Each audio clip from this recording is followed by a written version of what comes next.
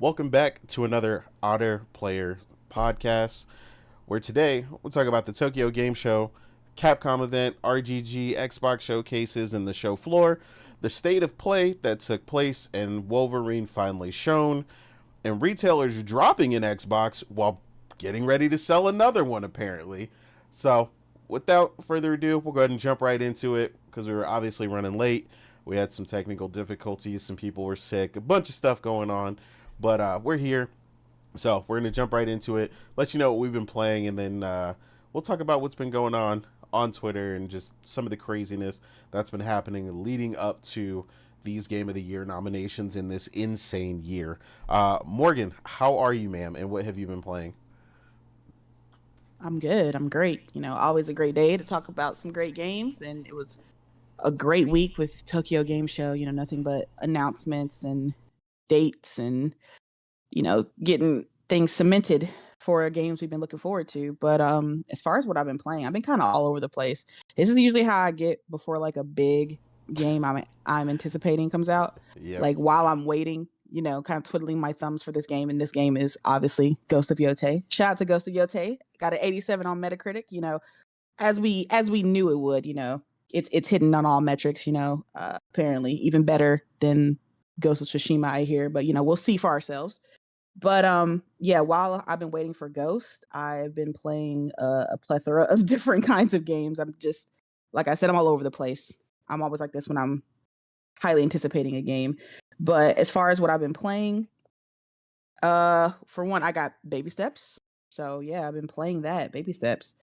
A very interesting game, right? Indie game. For anybody who doesn't know, Baby Steps is a game where you're essentially controlling this, what I would assume this 35-year-old, almost like I guess they want this man to be a shut-in incel type of guy.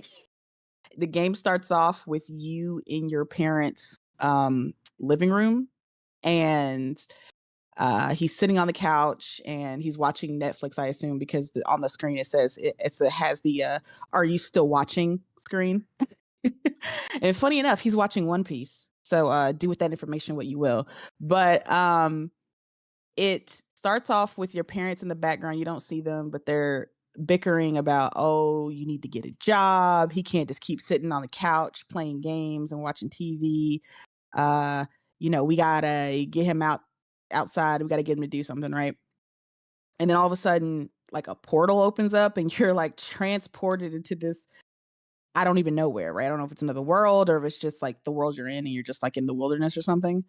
But yeah, you're essentially put there with no kind of explanation, just suddenly, and you're just the screen tells you, okay, walk forward, essentially. And the way you control your character is you control the left leg with L2, the right leg with R2, and you just push forward. So you have to walk correctly in order to move forward. I guess that's why it's called Baby Steps, because this man essentially walks like a baby, right? Any kind of incorrect movement and he'll fall over. And you have to wait for him to get back up and keep walking and stumbling around, right? It takes a minute to get into the rhythm of this game, get into the walking. It's a lot like at least mechanically, it's a lot like the Cairn game that I demoed, the mountain climbing game, because that's also a game where you control like the left side of your body with L2, the right side of your body with R2 as you climb the mountain. So it's similar to that. But yeah, just it's pretty good. Like the banter between my character and the random NPC that pops up is very interesting. Like it's funny. Like this random NPC comes out of nowhere and it's just like, I'm here to help you. I want to help. Like, hi, how are you? I'm here to help. And my character, I guess being that weird shut in, he's just like, he's not trying to hear. He's just like, oh my God, who are you? What do you want from me? Please don't kill me. And NPC's like, I'm not trying to hurt you. I'm just trying to help. Do you know where you are? Like, can I help you out? And my character's like, no, I'm good. I'll figure it out. He's like, really? You just randomly popped out here and you don't want any information. He's like, my character's like, nah, I'm good. And I'm just laughing because of the banter going back and forth between the two. But yeah, you keep walking and you essentially I don't even know what the goal is. Like there's like no instructions, no go here, go there. It's just like walk, figure it out, I guess. Very hard. It's like, it sounds simple, but getting, walking straight obviously is simple, but once you get to like hills and crevices and slopes and mountains, that's when it starts getting a lot more difficult. And I'm at this part where I've been following these kind of signs to get this chalice. Apparently, I think that's like a trophy to get this chalice and bring it back to some other random NPC, right?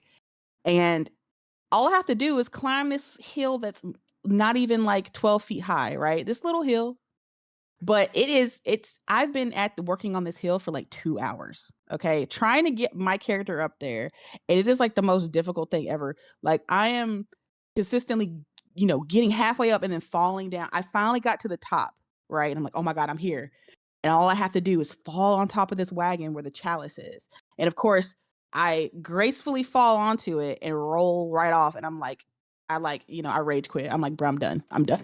Not roll I was right talking off, to, though. it took me forever to get up there. And I'm like, Yeah, yes, that sucks. I'm slowly walking to the edge of the hill. And I'm like, okay. I just got to gracefully fall on top of this wagon and I'll be good. I can get the chalice. And I fall. And of course, he just immediately rolls off. I'm like, fuck.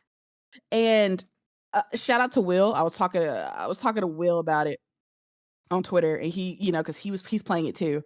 Mm-hmm. And he was just like, yeah, I quit, man. I played, I started, and then I deleted it. Like, it's like Souls for indies, bro. I'm done. He's like, it's just, they're doing too much. I was like, yeah, I get it, because I've been trying at this one thing forever and I just can't. But it's just, it keeps calling me back. So Yeah. I feel like I'm gonna go back and keep trying at it. Just I don't know why, but maybe it's because this game has some really nice ass physics. Okay, like TMI. Okay, the main character, this guy, nice thick. All right, thick man. All right, he's got he's got a lot of ass back there. Okay, he's double cheeked up. All right, Oh, and man. as he walks, it jiggles. Okay, She as he said on a falls, Thursday it jiggles. afternoon. Yeah, like it's amazing. I'm like, oh man, look at that. They got the jiggle physics going on back there. Maybe that's what's enticing me to finish this game. Oh, man. I just like it. I'm like, oh, that's nice. I like to see a man with a nice ass. So yeah, that's what's going on with Baby Steps. So we'll see if I can get over this mountain, or if I'll just kind of, because the mountain thing isn't a requirement, I don't think, to finish the game. It's just some kind of side activity. So we'll see if I continue to try to get up this little hill, or if I just, move on and finish the game. But yeah, that's my angry experience with Baby Steps. And then, of course, I know you covered last weekend about us playing Little Nightmares 3. That was fun. Mm-hmm. I can't wait. That comes out on the 10th, I think. Little Nightmares 3. Yeah, I think so. Yeah, I'm excited. I don't know how you feel about it and how you enjoyed it, but I enjoyed it a lot. I mean, it's my first time playing it, so I mean, it was interesting. Yeah. It was the 10th. Oh, okay. Yeah. So that means he didn't like it. All right. I know how to translate. I said it was interesting. Feelings.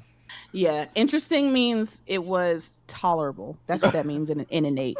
I'm translating it for you guys who don't know him. Okay. When he claims a game is interesting, that means I'd rather be doing something else with my time, but it was, it was enough to keep me there. Probably just because it was co-op, and he definitely wouldn't play this by himself, but because it was co-op, he tolerated its existence. But it's all right. I'm gonna get him to drag. I'm gonna drag him to play with me anyway. He was having fun with them umbrellas. Don't do that. Oh man. But yeah, I've also been playing. Thanks to the state of play, I've also been playing. Got me itching to play Returnal again. Funny enough, I forgot that Returnal doesn't have like a new game option. Like, it just kind of throws you back into where you left off, which is interesting. So I basically had to go in, and I didn't want to start where I left off. I wanted to do a new game. So I basically had to go in and like the save data and delete save data on Returnal in order to start a new game. Yeah. That's so I just did that. That is wild. I'm like, I really don't understand why that's not an option, but I guess because it's of the nature of the game, it's a roguelike, so it's about just I guess that the doing whole the point journey. is most people are trying to keep their progress, right? So exactly. yeah. So here you are. I guess, multiple save slots are just out of the window, apparently. Yeah. And I don't know if it's my copy of Eternal because I have it physically, right? And I don't know if it's my copy, and I don't know if it's scratched up because I took it out and like cleaned it a little bit, but it's like bugging out crazy. Like the sound is not syncing sometimes. Like I'm shooting sometimes, and then like 2 seconds later, the gun sound shows up, right? Or sometimes it just freezes. Yeah. And other times it's just like this. The sound is the biggest problem. Like the sound is just acting wonky. And that's not really something you want in a game that's this action packed, that's a roguelike where you every second is necessary, right? Where it's like a millisecond can be the difference between you living or starting your life over again. And it's like throwing me off sometimes. And of course, the freezing is obviously a problem. But again, I don't know if it's my personal copy or it's just like, because I know the game had issues at launch, right? Like it was a whole thing that they had to like delay the launch or whatever. But yeah, I don't know what's going on with that. But I'm still having fun. Like I'm almost through the first biome because I just started last night, but I'm almost through the first biome. But yeah, it's still as pretty as I remember. I just wish it wasn't bugging out. I don't know what the hell's going on with it. Yeah. But yeah, that's what I've been playing while I am anxiously waiting for Ghost of Yotei. Well, what about you, sir? What are you playing? Well, Sanctus is roasting me in the chat, based on your translation. So. Oh God. Oh God. That wasn't intentional, but yes, it was. Yeah, it was. Though, yeah, it was. You're right. Like I tried to lie for like 2 seconds and then immediately couldn't. But oh man. Yeah, it was intentional. That's exactly how you play anyway. So. Nah, I got you. But yeah, no. What have I been playing? Again, a lot like you. I've been all over the place because it's really just about finishing stuff. You don't want to start anything new. Yep. When you're waiting for, like you said, like a primary game like Ghost of Yotei that's coming. So I finished one of the main campaigns for my solo character for Borderlands. So that was good. I enjoyed that. But anybody who knows how Borderlands works, that is like not even half the battle. Like finishing the main quest is, in this one in particular, is not even like, you're not even 50% or something when you complete the main. Like there's a ton of side stuff, a ton of hidden bosses, and a bunch of other stuff going on. So still a lot to play when it comes to Borderlands. And all how I feel about Borderlands. Characters. We haven't played it right now. Yes. You know what? I'm just asking. Do you know how I feel about it? No, you don't. I find it interesting. Yo.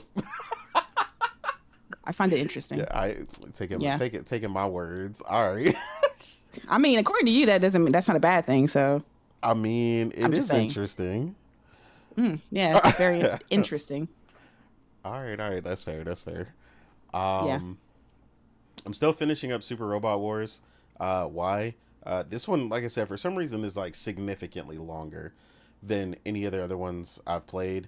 And then I had to fight Godzilla randomly. He's in this one. And oh wait, they brought Godzilla back? Yeah, well, Godzilla's in this one. Like he's never been in it, but like he regenerates though. So it's like, it's not just Godzilla, it's Ultimate Godzilla. So this is like, oh my God. Like if you don't kill him in a single turn, he will regenerate by the next turn all of his health. And I thought it was a suggestion to beat him, and then I realized afterwards that he ended the world. Like I didn't like not I realized, after the world was destroyed, that's when I realized, oh, okay, I'm the last human standing, so I need to kill him. Okay, that makes sense. Well, it said defeat Godzilla or get to turn 3 for victory conditions. So I was like, all right, cool. So I could just bait him and then just run away. But they were like, nah. And then it reloaded, and I was like, why does this look like the same stage I was on? And it was because I hadn't beaten Godzilla. So I Mm. did. I finally, since I understood that he would just regenerate, I lined everybody up first before I hit him, and then I, basically I had to get my entire team to jump him in order to kill him in a single wave. It was ridiculous. He was insanely strong. It's probably the strongest enemy I've ever faced in any of the Super Robot Wars. Um, so yeah, that was fun. It was annoying though, like to have to do it that way. Um, but yeah, I enjoyed myself. Uh, and then like I said, I'm still getting towards the end of that. Um, so I did try out Hades 2. That lasted about 20 minutes.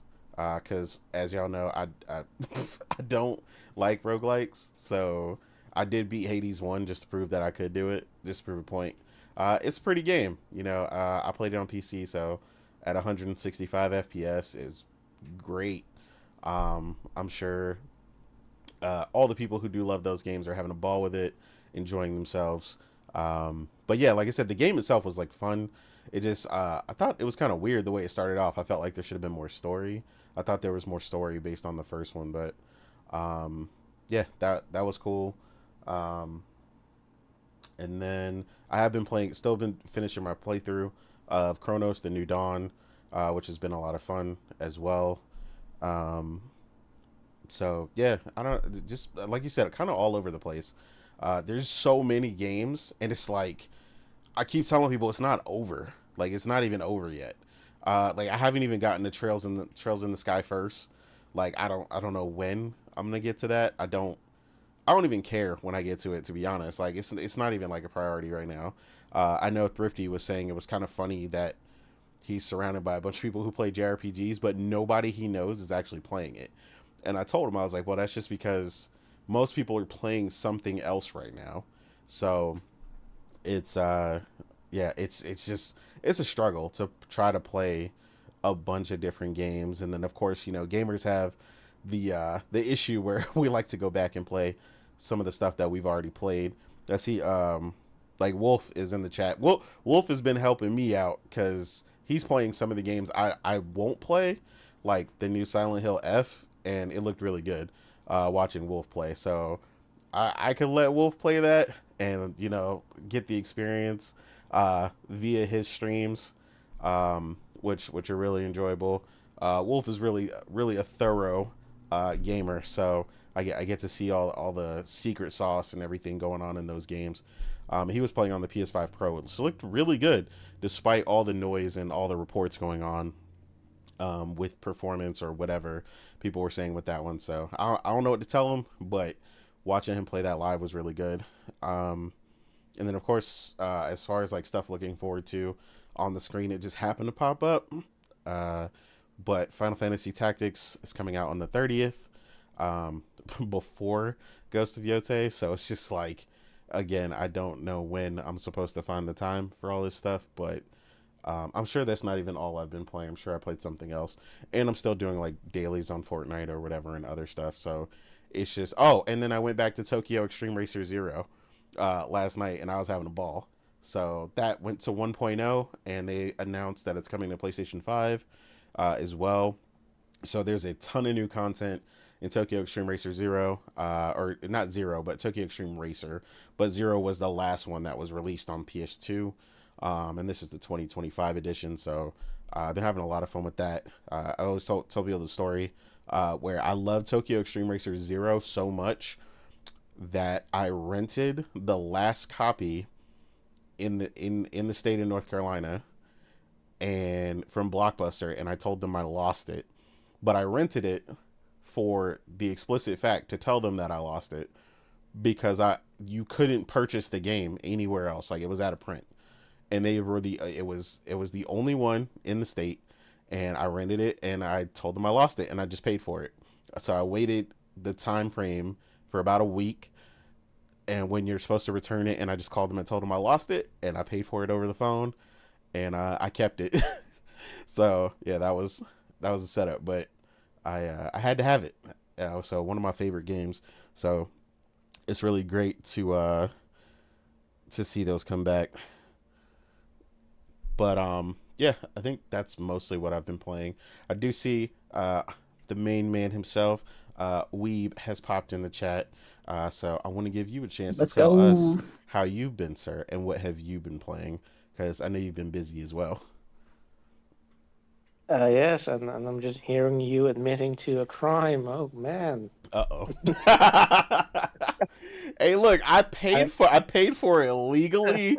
I just lied about the whereabouts of the product. I'm not sure that's gonna fly. Hey, look, Blockbuster, you could come get Shameful. me. You could come get me Shameful. and take me to court, but you Yeah, don't that exist that no that, yeah, more. that one guy in the back of his van that still has Blockbuster crap is gonna come Yeah. get you. Yeah. There's like one Blockbuster open somewhere in Canada or whatever, and they're gonna get you now. All right. I'm playing. Mostly just Mafia: The Old Country. Went back to it. Nice. Yeah. They definitely made the right decision to step away from the open world, just go back to more linear story because, like every time I finish a mission, okay, now I'm done. I'm gonna do something else or go to bed or whatever, and then oh no, actually I want to continue playing because like it's so engrossing or so much fun that I just keep on playing. So yeah, I definitely give them kudos for understanding what their franchise is about and how they should continue developing it. And yeah, I definitely enjoy it. I think close to finishing it. I'm at chapter 12, I think, or 13. Yeah, 13, I think. Yeah, two. So it's basically two more chapters and I'm done. I'm probably gonna try go for the plat. It kind of depends how long it will take because, well, Ghost of Yota is right around the corner, and when that drops, yeah, nothing else is gonna matter. But yeah, I think we'll be able to squeeze it in just in time to be ready for Ghost. No doubt. And other than that, since I'm not at home right now, and I brought my Switch and thought, okay, let's continue with Donkey Kong Bonanza. Okay. Um, How are you liking that yeah, so I mean, far? it is better once you get out of that initial area because that's you're in a mine basically, and there's not much to look at there. It is sort of a sort of smash everything kind of game. Like you can destroy nearly everything, but it can get hella confusing when you're digging, through the earth, and the camera sort of is trying to find a way to give you, uh, sort of position itself to so you can see where you are, but you usually don't really have a way of like figuring out, okay, where am I? Mm-hmm. Um, so yeah, that's kind of yeah, uh, uh, I guess a miss in that regard. But overall, I mean, once you get out of that area and you sort of get in the the open world or the outer world or whatever you want to call it, so the feels, I don't know, like you jump in the pit and then you're suddenly in the outside world. So I don't know if this means it's like an inner verse or just the surface of the planet or whatever, but I don't know. I just started. But yeah, then it gets better. Then you're less confined into a corridor, and you're really out in the open. And yeah, you can still smash everything and basically shape the terrain to your bidding. Um, so yeah, it gets more fun. Like it gets more addictive once you get out of that and are able to you customize your character, do more, have more moves, able to yeah. You basically have more game mechanics that are unlocking. I still have to unlock the transformations that you saw in the trailer. Mm-hmm. And yeah, I mean, I'm still fairly early in, but it's definitely one of those games where you can just pick it up, play for a couple of hours, and you didn't really have to think about it because you're not really playing it for the story or anything. You're playing it for for the gameplay. It basically is doing what Nintendo does best. Providing um, pure gameplay bliss, I guess, Yeah, a rather than playground to just kind of get lost in. exactly. Like it's a perfect game for that. Like you don't have to pay attention to it. With Mafia or something, it would be very hard to play that while doing something else, like I guess doing a podcast. When you're trying to follow a story because you want to pay attention and understand what's going on, and here, you don't really need to. You can just shut your brain off and just uh, you know chase those bananas, and no pun intended, and then you can just uh, you know play the game at your leisure. Like you don't really have to pay a lot of attention there. I mean, and it's fine, right? It's not. That's kind of what I always say. Like if you want to tell a story, if you want to be a narrative driven game, then make sure you do it well. If you don't, then it doesn't matter. Like I'm not gonna uh, complain about the game having a worse story than The Last of Us Part Two, or whatever, because that comparison makes no sense. Even though some people do tend to hold PlayStation to that same standard by comparing it with completely different games, but Sure. that's a whole different story. But yeah, I mean it's absolutely so far pretty fun. I'll probably pick it up on and off. I don't think I will have the time to finish it before Yote drops, so I'll just pause it then again. But it's not like a game that you're like I said, it's not very complicated, at least not so far. So it's not no issue that you can just pick it up later on and pick it up where you left, rather than completely forgetting where you were or what the gameplay mechanics were there. This is sort of why I'm also postponing playing Stellar Blade, because I need to have a moment where I don't have anything else that can drop and will make me drop this game, because then I will completely lose all the muscle memory that I've gathered, and I completely forget how to play the game. But this is a perfect game that does not need any sort of planning or training your muscle memory, because you will never really get lost because it's too simple for that. So that's what I've been playing. Cool. No, sounds good. Like I said, I mean, there's so much to play, so obviously we're all playing different stuff right now, and it just goes to show how much amazing stuff there is to play right now, including, like I said, all the fire stuff everybody's playing in chat. What up, Ryan? I haven't seen you in chat in a bit. Yep, exact. Yeah, tactics on the 30th. I mean, that's the plan anyway. You know, where I'm gonna find the time to play that between the 30th and Ghost of Yote, I can't tell you. That's not that's not very much time to do that. And Tactics is a very long game, so there is that as well. But yeah, Tactics, picking a tactic is definitely the plan. Um, I see everybody else is playing some other stuff. Will mentioning Hell Is Us, Lost Soul Silent Hill F, Dying Light the Beast, Borderlands are the games that he is currently playing. Yeah, it's just been all over the place. Like everybody's playing a little bit of everything, and I've heard really good stuff about Dying Light the Beast. A lot of people are saying Dying Light the Beast is what Dying Light 2 should have been. But I mean, some people really did like 2, so it's just kind of back and forth. It's just something you just kind of see for yourself about what's kind of just been going on. But yeah, a lot of crazy stuff to play, and that's something that I was going to bring up before we get into our main topics. Is something funny that I seen kind of making the rounds on Twitter. We were talking about before we got in here. Obviously, as we get to this time of the year, closer towards the end of the year, getting to October, getting around to November, that game of the year conversation really starts to heat up. And like we told people early on who were trying to call out game of the year contenders and stuff back in like July, and you have your personal game of the year, but then calling like, oh, this is it, these are the five.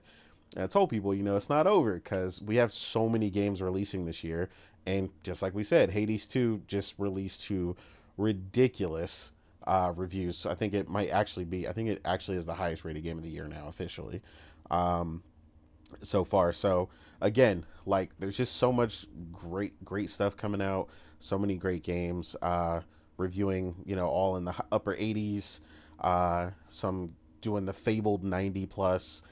It's just been insane. But it's kind of funny because you can't track them all, right? There's so many games that release in a given year, and this year has been just a pure onslaught, to the point where we've gotten multiple games that have moved to next year, and like nobody even cares, because as much as we're like, dang, we would really like to play that this year, it's like we don't even have the time to play what we have left. I mean, I'm looking at Hades on the screen, and even though I want to play Hades 2 so bad, right?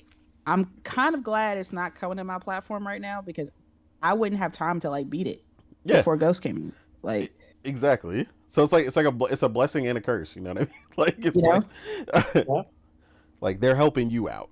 It's like it's low key.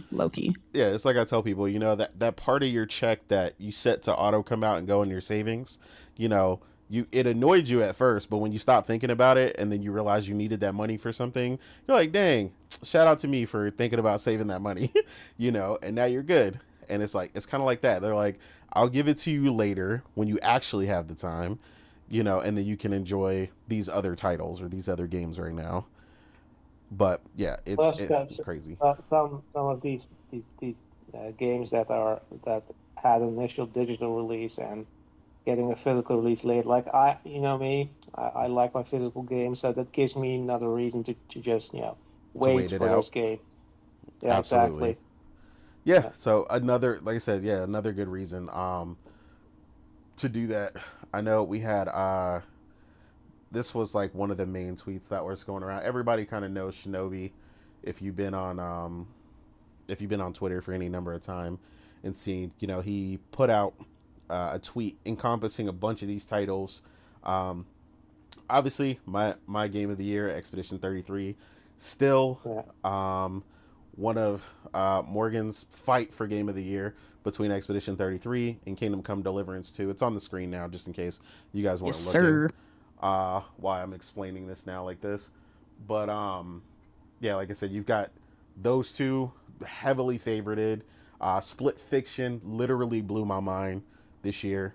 I've never seen level design on that level, the crazy things they did, what they were able to achieve with that game. Shout out to people who like puzzle games, because apparently Blueprints was unbelievable. I'm not a puzzle person, but I mean, even people I heard that did try it, still ended up liking it. We got a new Mario Kart this year. Like, that's crazy. So Mario Kart World. No way now. That's right? Yeah. That's probably not even getting nominated. But that's what's crazy. That's the kind of year we're in, right? A high-rated, brand new Mario Kart, and it's probably not even on the docket. Then like you said, you were playing Bonanza, Donkey Kong, Death Stranding 2 was amazing. I got the platinum for that. I think all three of us got the platinum for that now. No, I didn't. Okay, no, you did. Morgan was gonna, but yeah, that was the joke. We were talking about her going for it at one point just to make Omar be the odd man out.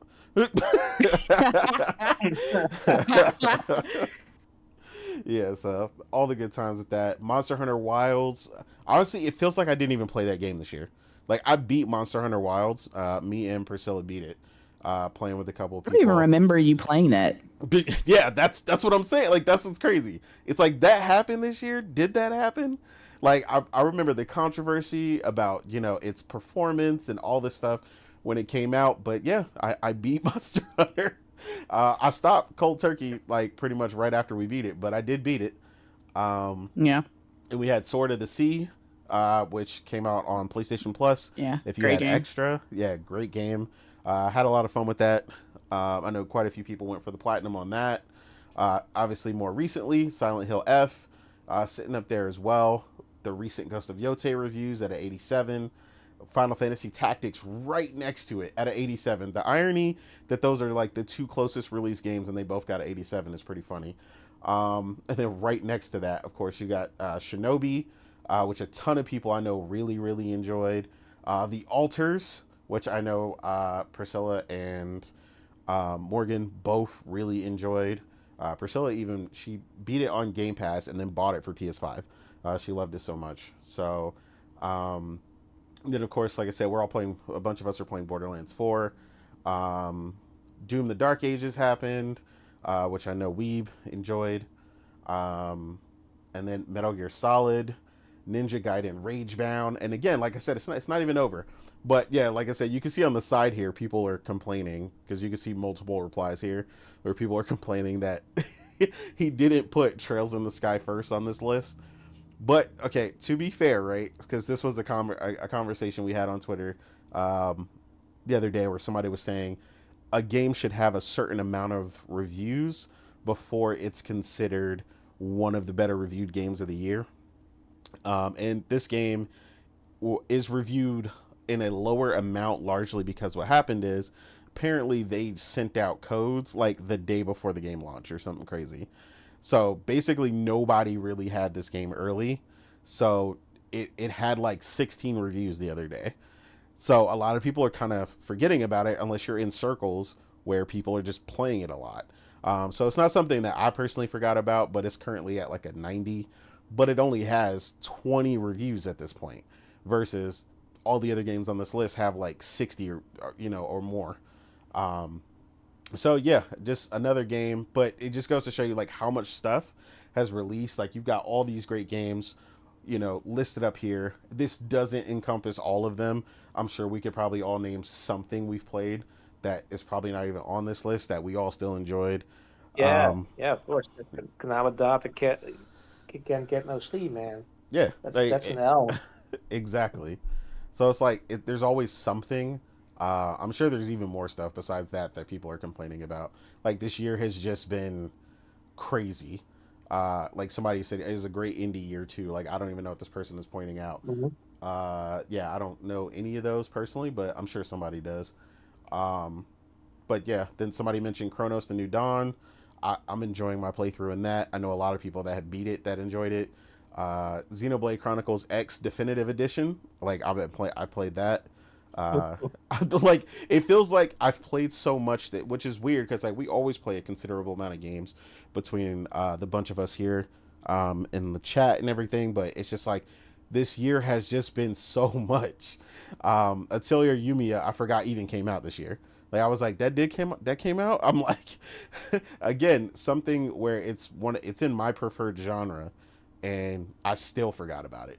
So it's just like, again, it's a good problem to have, right? Pirate Yakuza, somebody brought it up. I couldn't remember if that was December or that was this year. So I wasn't. No, that was this year. That was this year? Okay. So yeah, that you had the Oblivion remaster, which people lost their minds over earlier in the year. Despite performance issues. But yeah, like I said, it's just a ton of stuff. And then we also had the laughing stock, of which some people still botting a bit. Botting.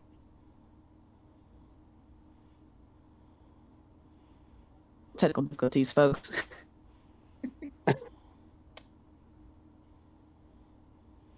Okay.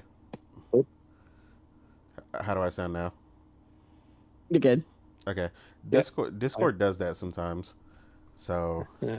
Your inner X-bot is coming up. Right. Mm-hmm.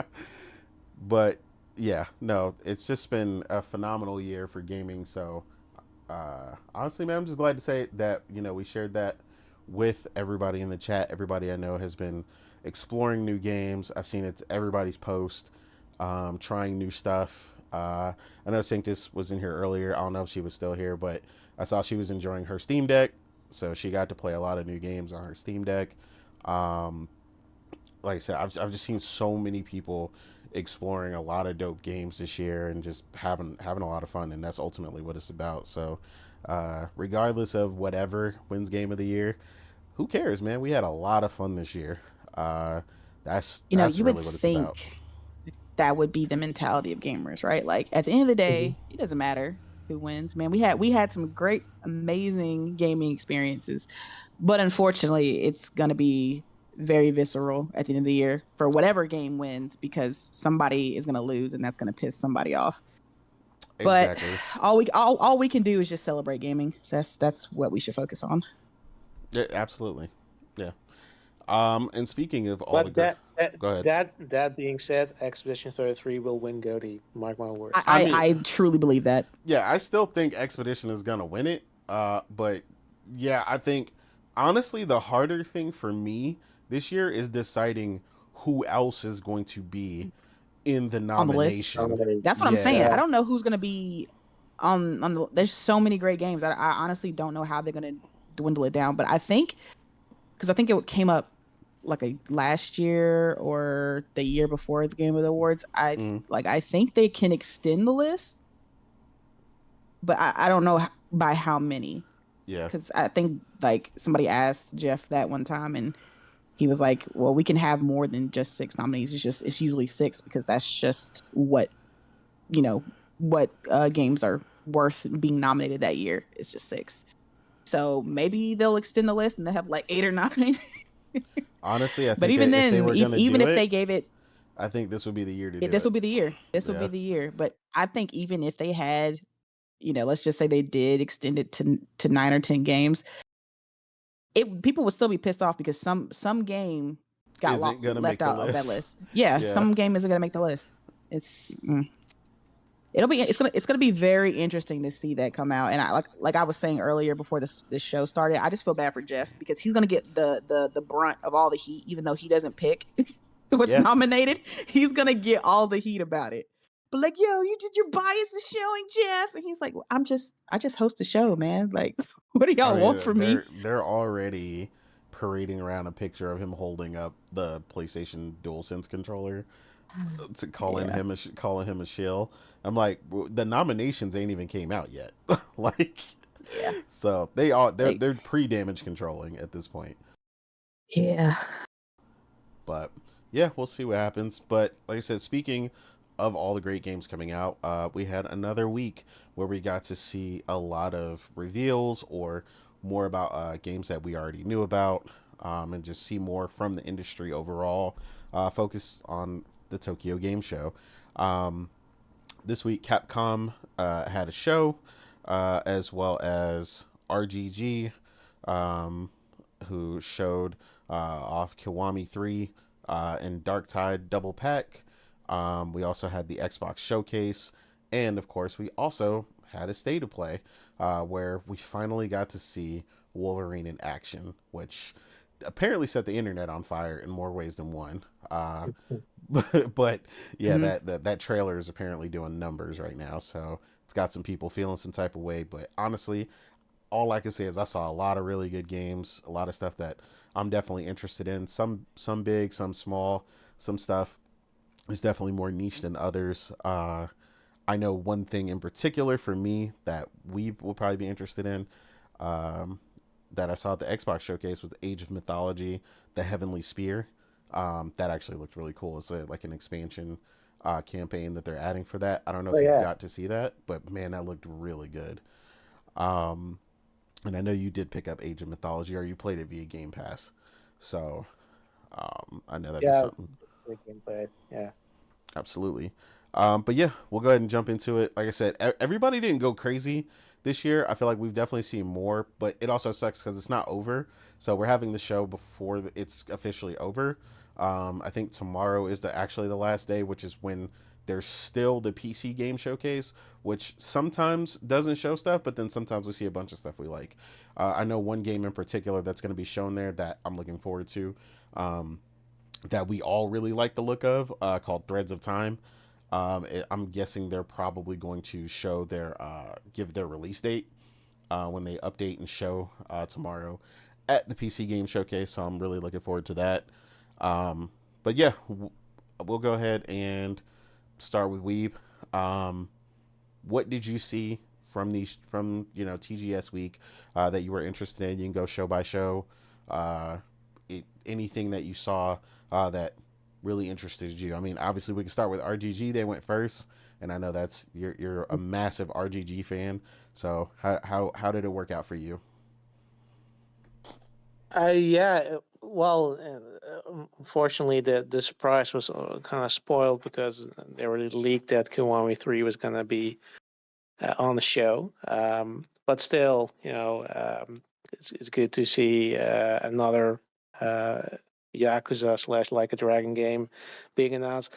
I have some mixed feelings about 3 because like 1 and 2, that makes sense. Those were Mm-hmm. PS2 games, but like once you hit PS3, yeah, I mean the you kind of have to question: does it necessitate a remake?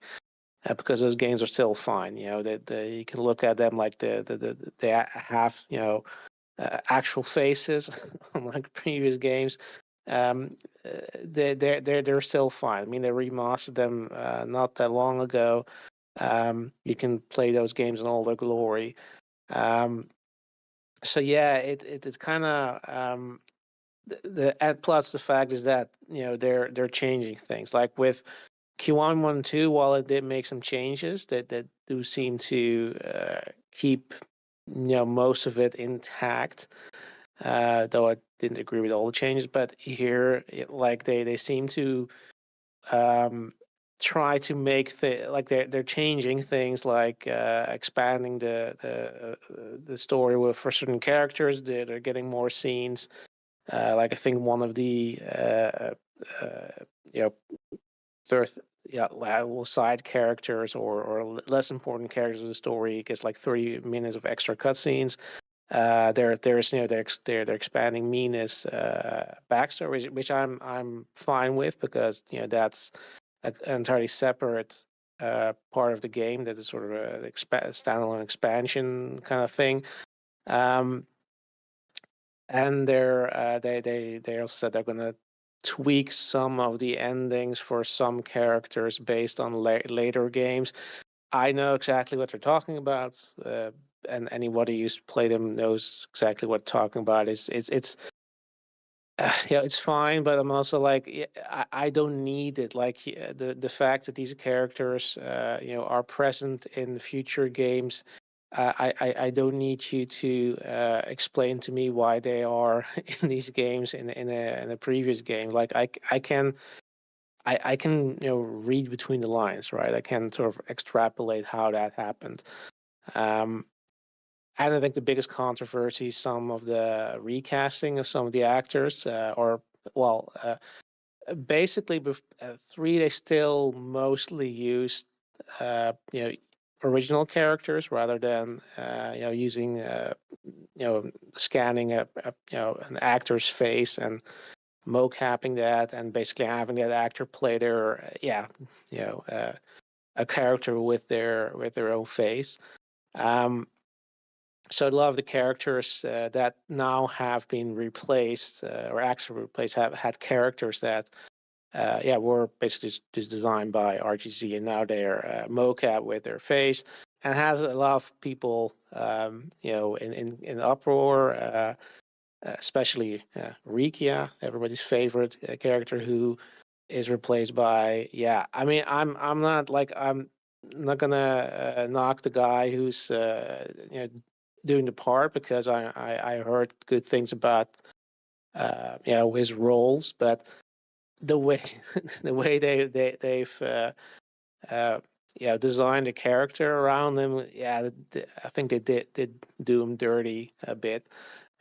He looks like a sort of NPC thug that you meet in a tutorial mission pretty much every Yakuza game. And this is now basically one of the most important characters of the story. That kind of stings, and they didn't stop there. They replaced a few other characters as well. Um, Predominantly one of the villains who they made like completely like so different that I didn't even recognize him. Like there was not even even contextually, I did not get it from the trailer that this was the same guy because he had a completely different aura around him. also some controversy regarding a guy that he apparently is a bit of a sex pest, so that doesn't help RGZ in this case. So yeah, I have mixed feelings about the need for this game and the recasting, but I can kind of deal with it, considering it its own thing, sort of a different version of the story, like how you can treat Final Fantasy VII and Rebirth Remake as both as existing, but not necessarily, the remake supplanting the original, because it does things differently. So it's not like this is not the only version of the game that's considered canon, and the other version is irrelevant.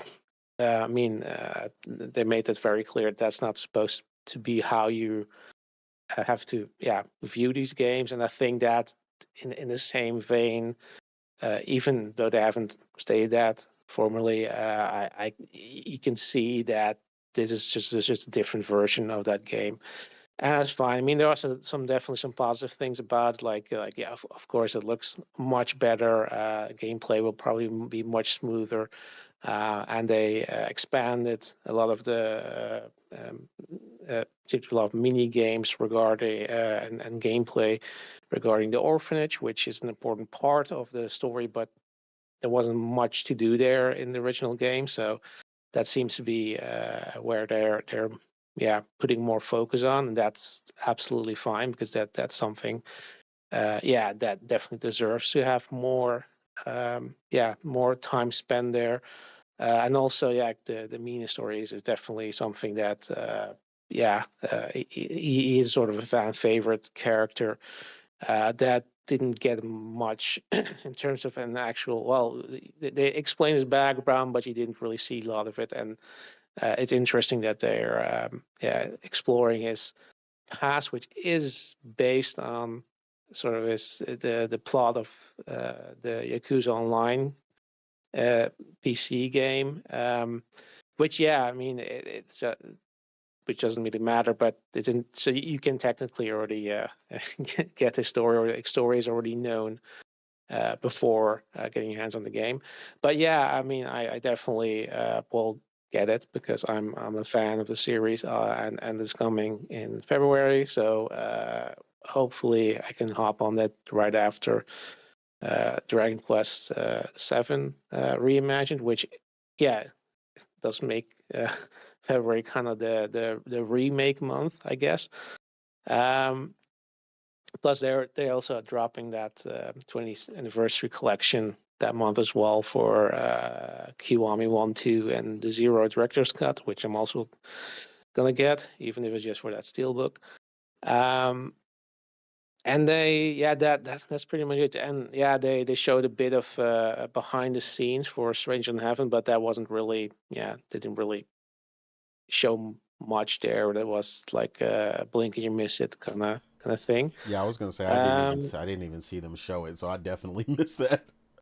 It was really at the end. It was just they were cutting a bit to the people in the studio, and then showed very little of the game. Like it wasn't really anything worth mentioning. No.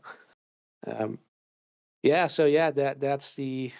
I don't know. Do you want to go show by show, or just? Yeah, I mean, you could just run. I mean, because none of the shows were really long, so Yeah. for the most part, you might have seen one or two things that you like per show, and you could just run through real quick.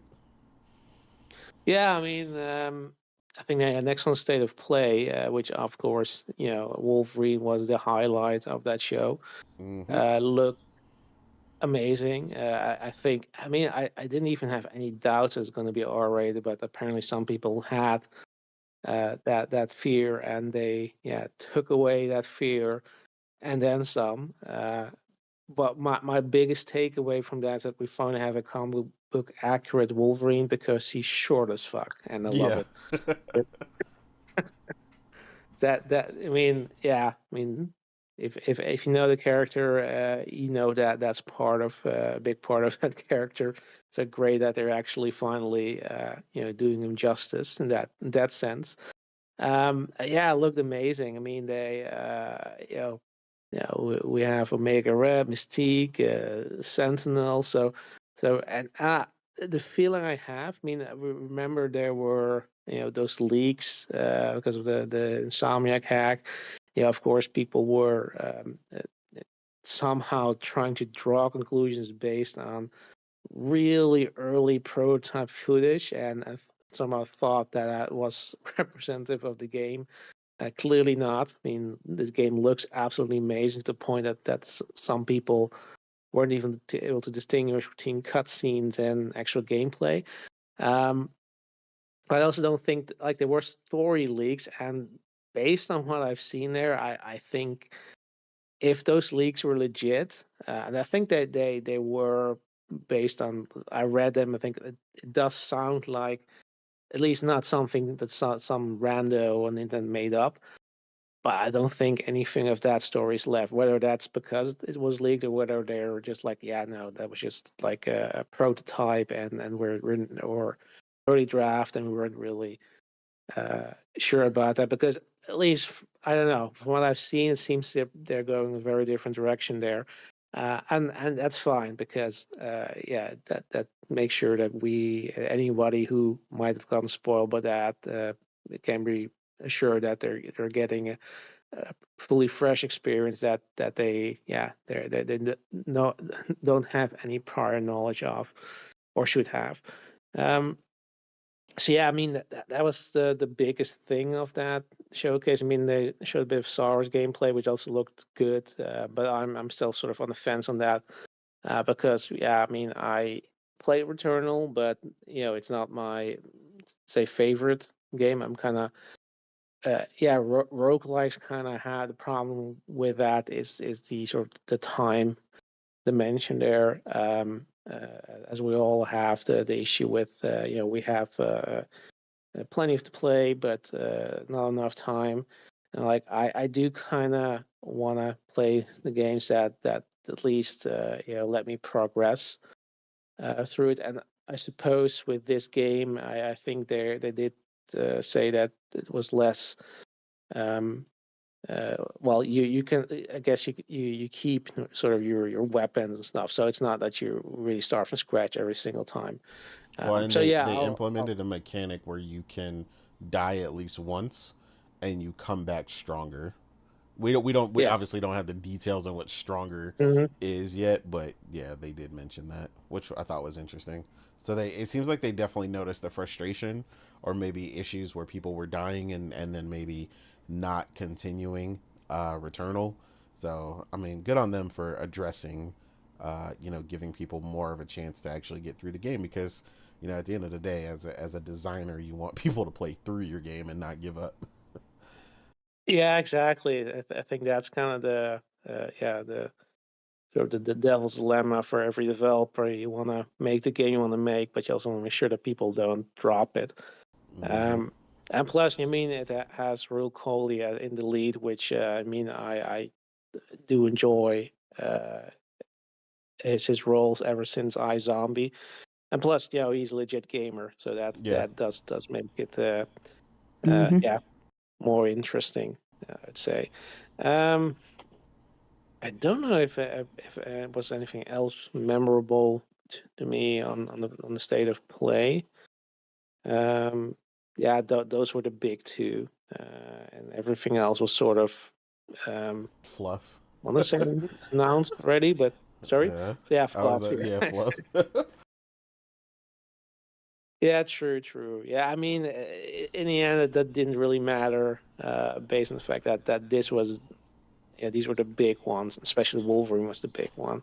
I Absolutely. mean, they did have the Deus Ex remaster, but yeah, that's getting docked on in, in in Twitter because yeah, a lot of people didn't like the way they remastered. And I guess it was kind of funny to see uh, Microsoft's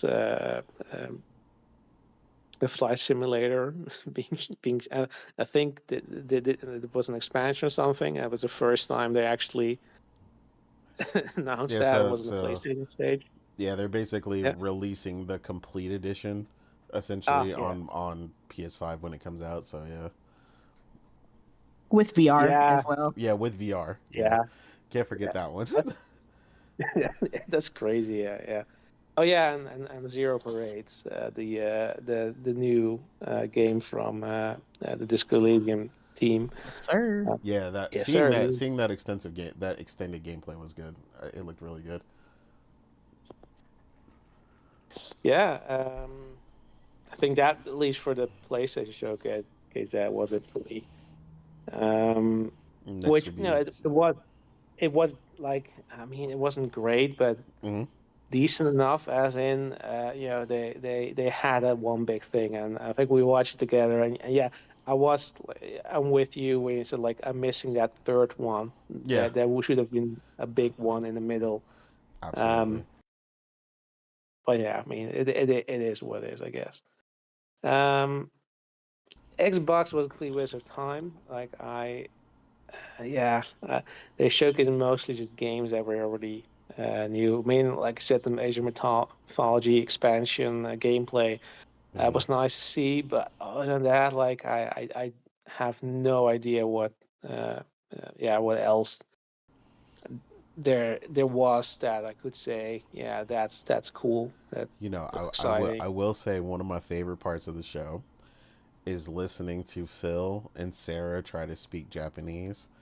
Man, Yeah. every year I re-imitate them when I'm talking Senabando. to Morgan. Yeah, like they're always like Phil, Desu, and like they're just like God, this struggle is so real. And it was, and then they added Matt Booty this year, and he was terrible because they had him end it, and he's just like "Arigato gozaimasu." Like it's just like it's like listening to a child try to sound out like the whole word. It was so bad. But yeah, the Sarah Bond is definitely my favorite. yeah. She's Sarah Bond Desu. Like it's just it's so good. It's so unnecessary, but it's my favorite part. I mean, okay, yeah.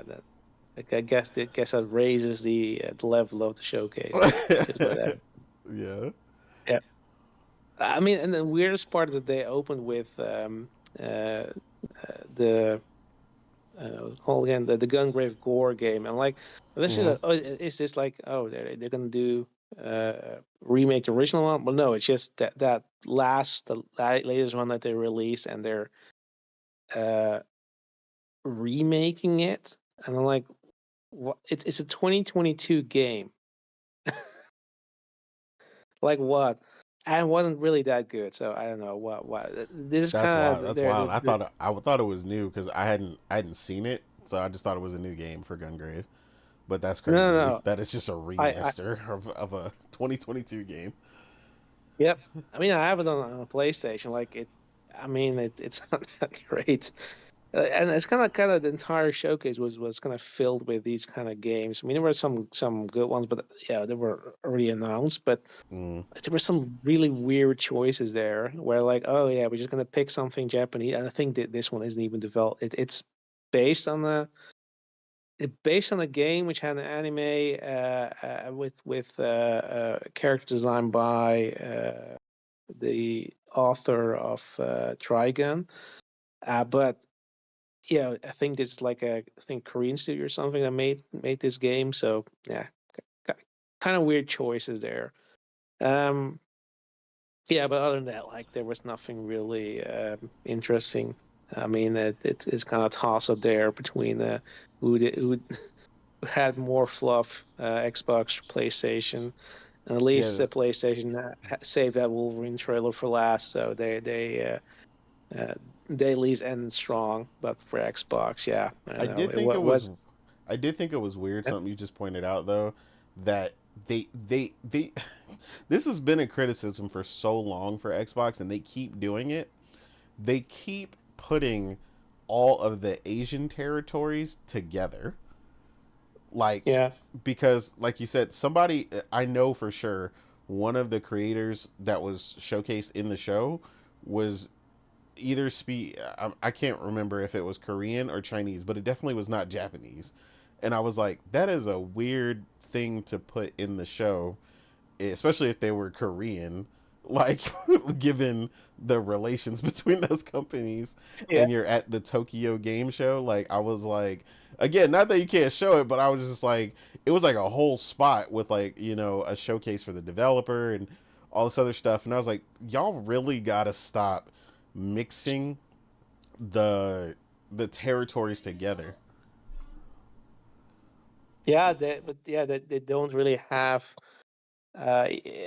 even like a dedicated presence in Japan. Like they have, I think their Asian, department is based in Australia, even I think, and they had like these fluffs past where they were tweeting on the Japanese Xbox account with a Korean text and vice versa, and I was like, yeah, I mean, it's so weird that they're complaining about how they're not really getting Like a lot of traction love over there, there. but they're not even really putting any effort.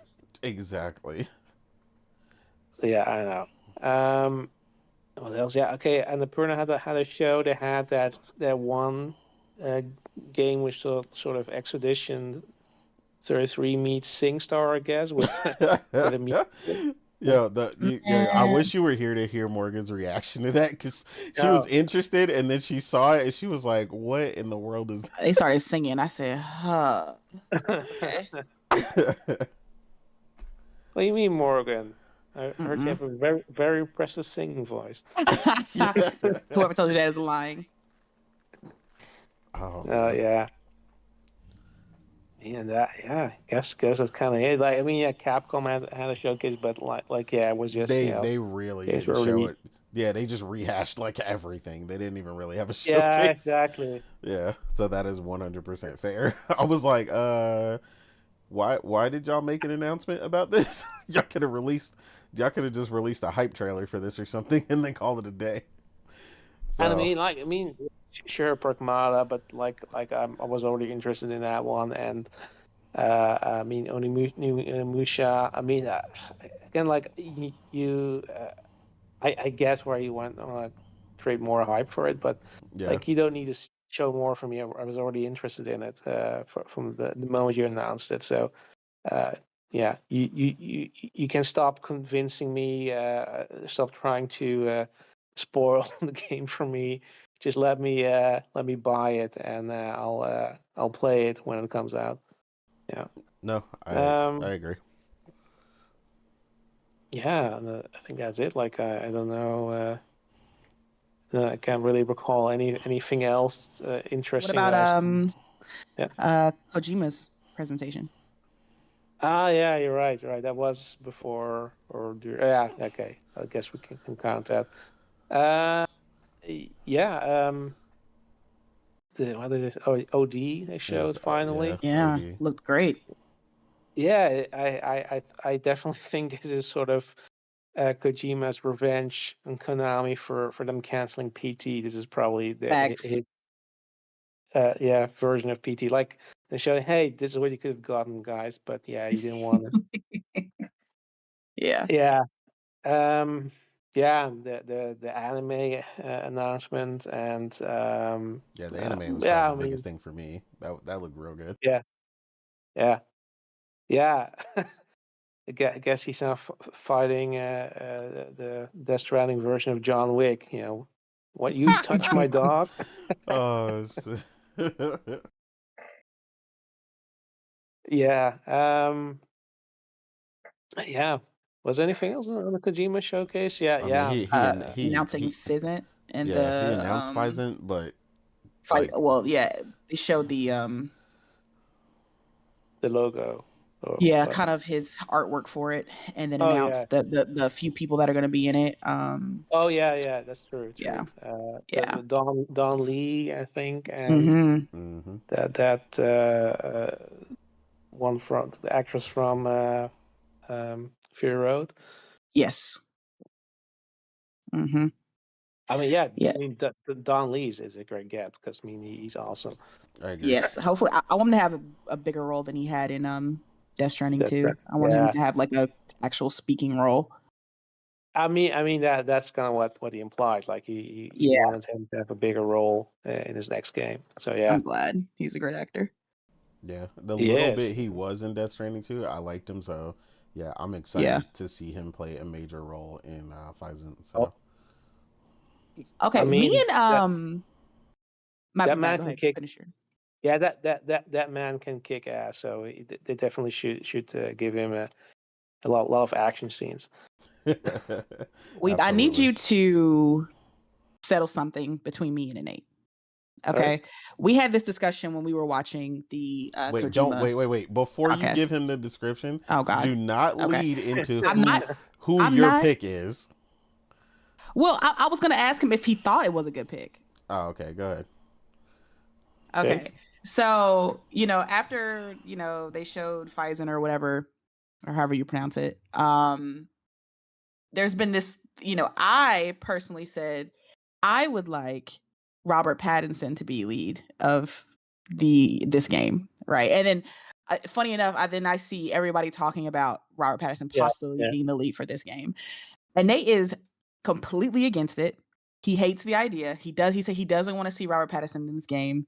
I don't know. He just isn't the biggest fan of him. He doesn't want to see him in this game. How do you feel about it? Is that something you would want? Or are you just indifferent about it, or do you have like a different actor in mind for the lead of the PlayStation exclusive? I don't have an actor in mind. I also don't think it's gonna be him because it's a bit on the nose. But Yeah. I definitely would be in favor of it being him because I think he's a great actor. I mean, if you've Thank you. seen, I mean, not just the Batman. I mean, that man has sort of He has taken crazy range. his crazy race. He's taken that sort of stigma he's gotten from the Twilight a series and just said, oh yeah, no, I'm just gonna do my own thing. I'm just gonna start a really weird Mm-hmm. mood and build up my sort of career on that. And I mean, it's paid dividends. I mean, that's sort of how you get rid of that stupid teen, puppy-eyed protagonist Yeah, exactly. stigma. It's like I hardly even when I look at him, I don't even think about Twilight anymore. Yeah, Like it's exactly. his backlog is so big now. I don't even see him as, Edward anymore. It's it's crazy how many movies he's been in. He like I said, he has such range. And he's really good as a voice actor too, because when he was in the like what was it, the white heron or the great heron, the The little Boy and the animated, Heron. yeah, the boy Yeah, and the heron. I didn't like when he did the voice actor. I was like, that's Robert Pattinson. It's like he did amazing at the voice of the heron. So he's got talent as a voice actor. So I yeah. would personally enjoy seeing him in there. But it's because Innate, I don't want to put words in his mouth, but basically he's saying that he doesn't really enjoy the kind of one-to-one putting the actors in the games that Kojima, tends to do now, where it's like, it's straight up the person whose voicing is being put into the game. Sure. He Well, I get that. I mean, this is related also to that Kiwami 3 announcement where, yeah, I mean, there's definitely a thing to be said of. okay. Thank you, Nate. Appreciate that. Go ahead, Weeb. I thought I was talking to me. Uh, I know. yeah, yeah. But yeah, no. But I mean, that's going to be a given. With all Kojima games now, Kung Fist, and like there's not going to be any main characters in there. They're not going to be modeled after an actual actor or director or whatever. So I don't think you're gonna have a choice there. It's not gonna be So to clarify, no. right? Although I would Yeah. prefer a wholly original design, even my thing was, even if it is someone who is a known actor or a direct scan, I don't want it to be him because I just don't want to play him as a character in this specific game. I think I agree with all the points that were made about him being a good actor. I just don't see him being this international spy, snake eater ass character. Like I don't want I just see so many other people I'd rather play in that role that other people have suggested that they believe would either fit the role or that they think are going to be in the role that I'd rather play, which is almost anybody else. Like, but it's You not don't talk because of about his my I mean, acting. Batman that way, sir. Yeah, have you seen Tenet? I mean, he can perfectly play that role. I mean, I've seen it, but I don't like him in the role of me playing a snake like character. So, That's how I'm looking at this it. man is a Robert Pattinson hater, man. I'm telling you. Not I wanted to be him because then we can see Ine being That's torn what I apart. said. Like Said, he's a Kojima fan, but he hates Robin Pattinson. I So mean, to be honest, the way this man develops games at this point, I'll just wait for the PC version and just mod him out. So I mean, it's fine. oh man. He on that shit now. Oh, I'll just wait for the PC version. Okay, that's fine. Look, when it comes out, and if Robert Pattinson's in it, I already know he's gonna be great, and Nate's gonna be like, you know what? He's gonna fold. He's not gonna all the way fold. Yeah. He's just gonna be like, Yeah. I mean, yeah, he looks pretty good. I'll give him a try, I guess. And he won't admit it, but he'll enjoy Robert Pattinson playing this character. Yeah, He will. yeah, and Nate being a Cinderella like that, yeah. All right. So anyway, wait, I gotta move. Oh wow. Oh damn. Okay. Priscilla is literally rushing out the door right now, and it's annoying, and it's causing a bunch of stuff right now. So I need to move on to your takes for the show. That's all right. Yeah. So, what did you see? Because this was supposed to be. It's not about that. This was supposed to take like 10 minutes. So I like. Well, you want us to go over all the damn shows, sir? What did you want to see, or what did you see from each of the shows? If you saw anything at the show, if you didn't see nothing, you could just skip the show. Okay. State of play, or I guess we'll start there. State of play. Yeah, Saros, amazing, looks great. Can't wait to play it. Funny enough, it ends up releasing like the day before Crimson Desert, which I don't know why they did that, because obviously PlayStation's marketing both of these games. So you're pushing two big games at the same time that are going to releasing a day before each other. Really don't know why they did that, but I guess maybe because they feel like they're two different markets, right? One's a roguelike and one's like a big open world RPG-esque type game. So I guess they maybe think they won't have much crossover, but I want to play both. Yeah. So I'm just like, okay, that's fine, I guess. But yeah, Saros looks great, and I think the addition of the like the shield and everything like that, and the second life thing, I think that's great.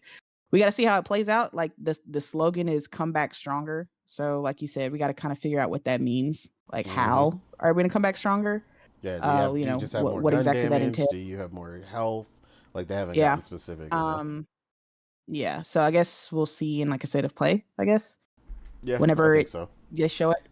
But yeah, then we got to see Crimson Desert. That got a release date and looks great. I really don't need to see any more gameplay because they've literally shown, I think, too much of that game. So just getting the date was good. I'm ready for that game, and it has a physical release with a steelbook. So I was like, yeah, sign me up. Even though it looks like the steelbook is only available in Europe, so I gotta figure out what the situation is with that. Sorry about that. Man, yeah, exactly, because y'all also got Yakuza too, so forget you guys. What else? Yeah, the big one, Wolverine, looks amazing. I'm with Weeb. I knew that they were going to go all the way in. Even when they were Insomniac themselves, after the initial announcement of Wolverine, one of the job postings was, we need somebody who can animate decapitations, slashes, guttings. Like it was like a very visceral job posting that they put up. Essentially, we need somebody who knows how to do complete damage to the human body and do that in a video game. Like, that's what they were asking for. So once I saw that, I was like, yeah, they're going M-rated with this game. But, it's good that they put it out of people's minds who maybe were doubting that they would. I mean, I get where the doubts come from. Insomniac's more of a, kid-friendly studio. They do more of the, from E to T type games. So I get why people were, thinking, since it was going to be a part of the Spider-Man universe, because they had confirmed that during the initial trailer, people, I guess, thought, okay, so it's going to be in the Spider-Man realm of violence, which is kind of like that TV-esque violence, right? But yeah, they went all in. It looks fantastic. I have really no complaints. I think it looks great. I'm interested to see if it's going to be open world or if it's going to be more of a wide linear. I think it's going to be more wide linear, where you have like different biomes that you're locked to that biome, and you can explore it, vertically and horizontally, but it's not open world, right? It's just you're in this city, then you're in this city, then you're in that city, moving on with the story beats, essentially. But yeah, I'm hoping, at least from what we've seen from the initial trailer, when people were kind of deciphering everything out of the steal that Insomniac released, because they said there's a bunch of clues in there for what's going to be in the game. If you guys look, a lot of people found like hints to like the Hulk. So I'm hoping we're going to get some Hulk in this game, because that would be freaking fantastic.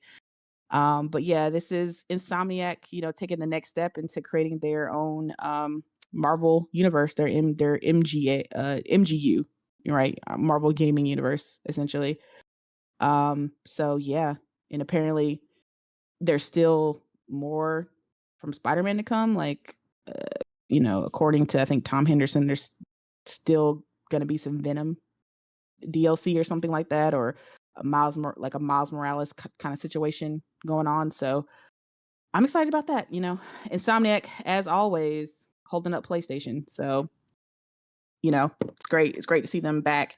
And them getting the favor after everybody's been on their ass, even though they've been delivering. But the one time that they have an unfortunate situation and they need to step away from being the face of PlayStation, that's when everybody gets on them. But I'm happy for them that they finally got to do the official reveal for Wolverine, and it looks great. Yeah, so we obviously saw Microsoft Flight Simulator, which is very interesting, especially seeing how it's like kind of the first Xbox game that was announced by PlayStation. It's usually Xbox either tweeting about it or putting it in their own show and then like revealing later that, hey, it's also coming to PS5. But this was at a state of play, so interesting to see that. I guess that'll be kind of like the norm moving forward. And then, of course, the game I'm really excited about, Zero Parades, from the creators of Disco Elysium. And again, like I've been saying, the controversy around this studio is just insane. So hopefully it will turn out as good as Disco Elysium, even though a lot of the people who made that game are no longer at that studio. Hopefully the DNA is still in there and they can create a great RPG, but only time will tell. So I'm just gonna cross my fingers and just kind of hope for the best with that one. And then of course the much anticipated God of War anniversary controller. Y'all forgot to mention that, Weeb. I don't know why you didn't put attention to that. Sorry. That's one of the things that they showed at that show. Come on, God, that shit. Yeah, That pissed me yeah. off so much. Like, I get it. It's the 20th anniversary. I don't mind a controller, but it could at least been a controller that y'all put some effort in. But as per usual, PlayStation does the very least with their accessories. And that's what we got. Instead of like, a remaster of the original trilogy would have been great. But there's that. And then the Pulse speakers. So anyway. Yeah. Okay, so what else? The Kojima show was great. I thought OD looked fantastic, and I agree. I think this is kind of like the resurrection of PT, right? You could just see it, the way the atmosphere, even the room that the character was in looked a lot like it belonged in the house that PT took part of, right? That took place in. The detail in that trailer is crazy. It seems Kojima's a really big fan of using metahuman, right? To get the characters to look as human and lifelike and photorealistic as possible. The amount of emotion that she was able to convey in that trailer, like I could like literally feel her fear, like just in that 10-second clip, like when the knock happened and whatever that entity was opened the door and slowly came in, like the darkness was creeping all over her. You could just see like the tears in her eyes and like the way her face was just like so scared of like whatever the hell that was coming up behind her. Yeah, that the fact that they were able to just get that emotion and display it correctly in that game, it's crazy. It looks fantastic. And this is supposed to be more of a anthology style game. So it's like the way Kojima explained it is, it's called Odi Knock, but that the knock is his portion of the game, right? Other directors will be directing different portions.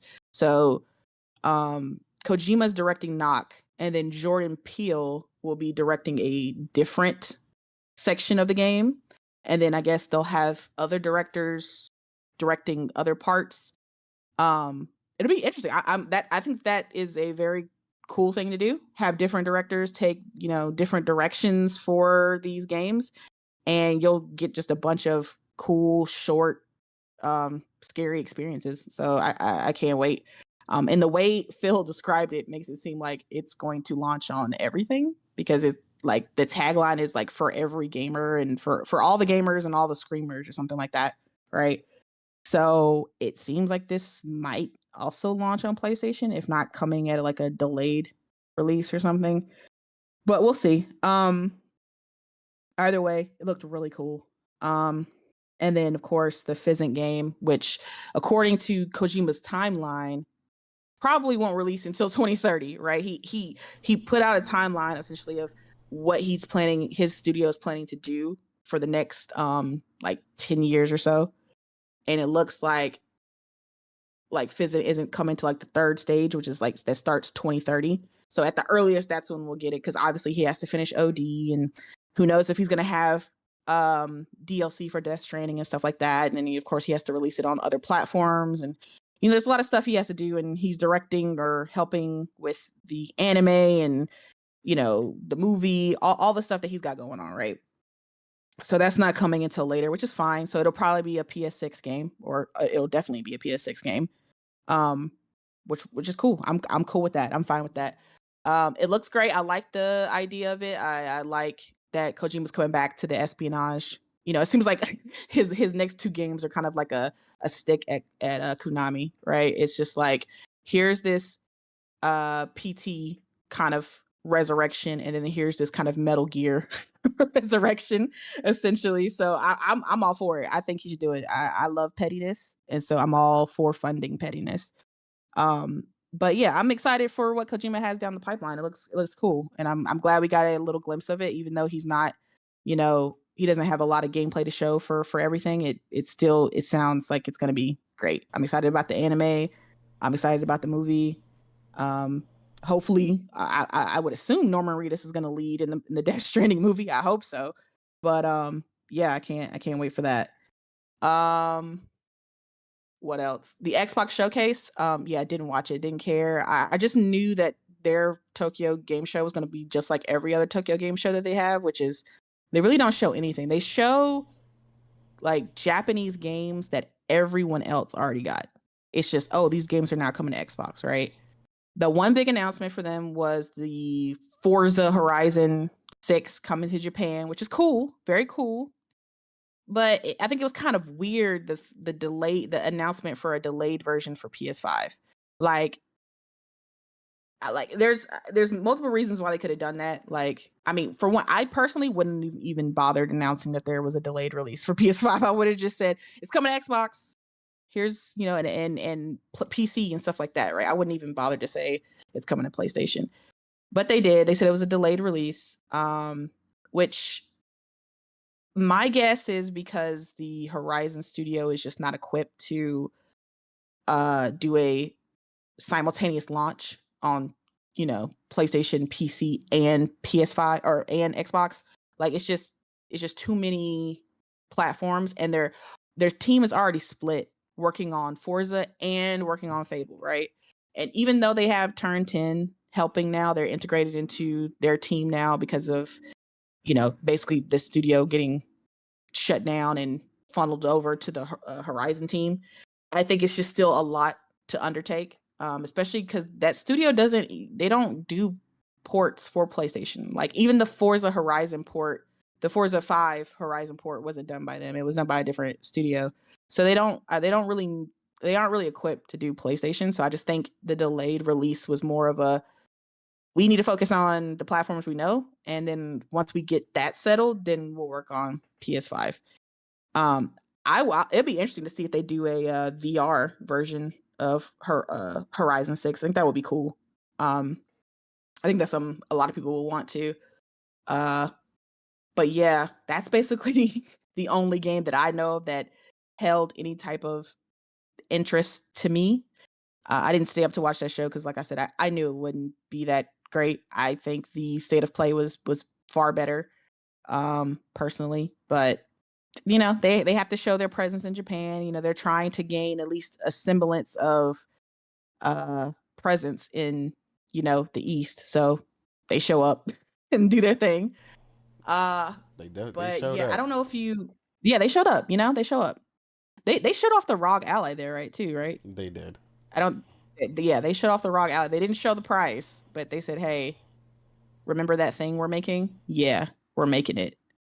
So yeah, they showed that off again. I'm not gonna get into that because it's a different conversation. But yeah, as far as hardware, they did show that.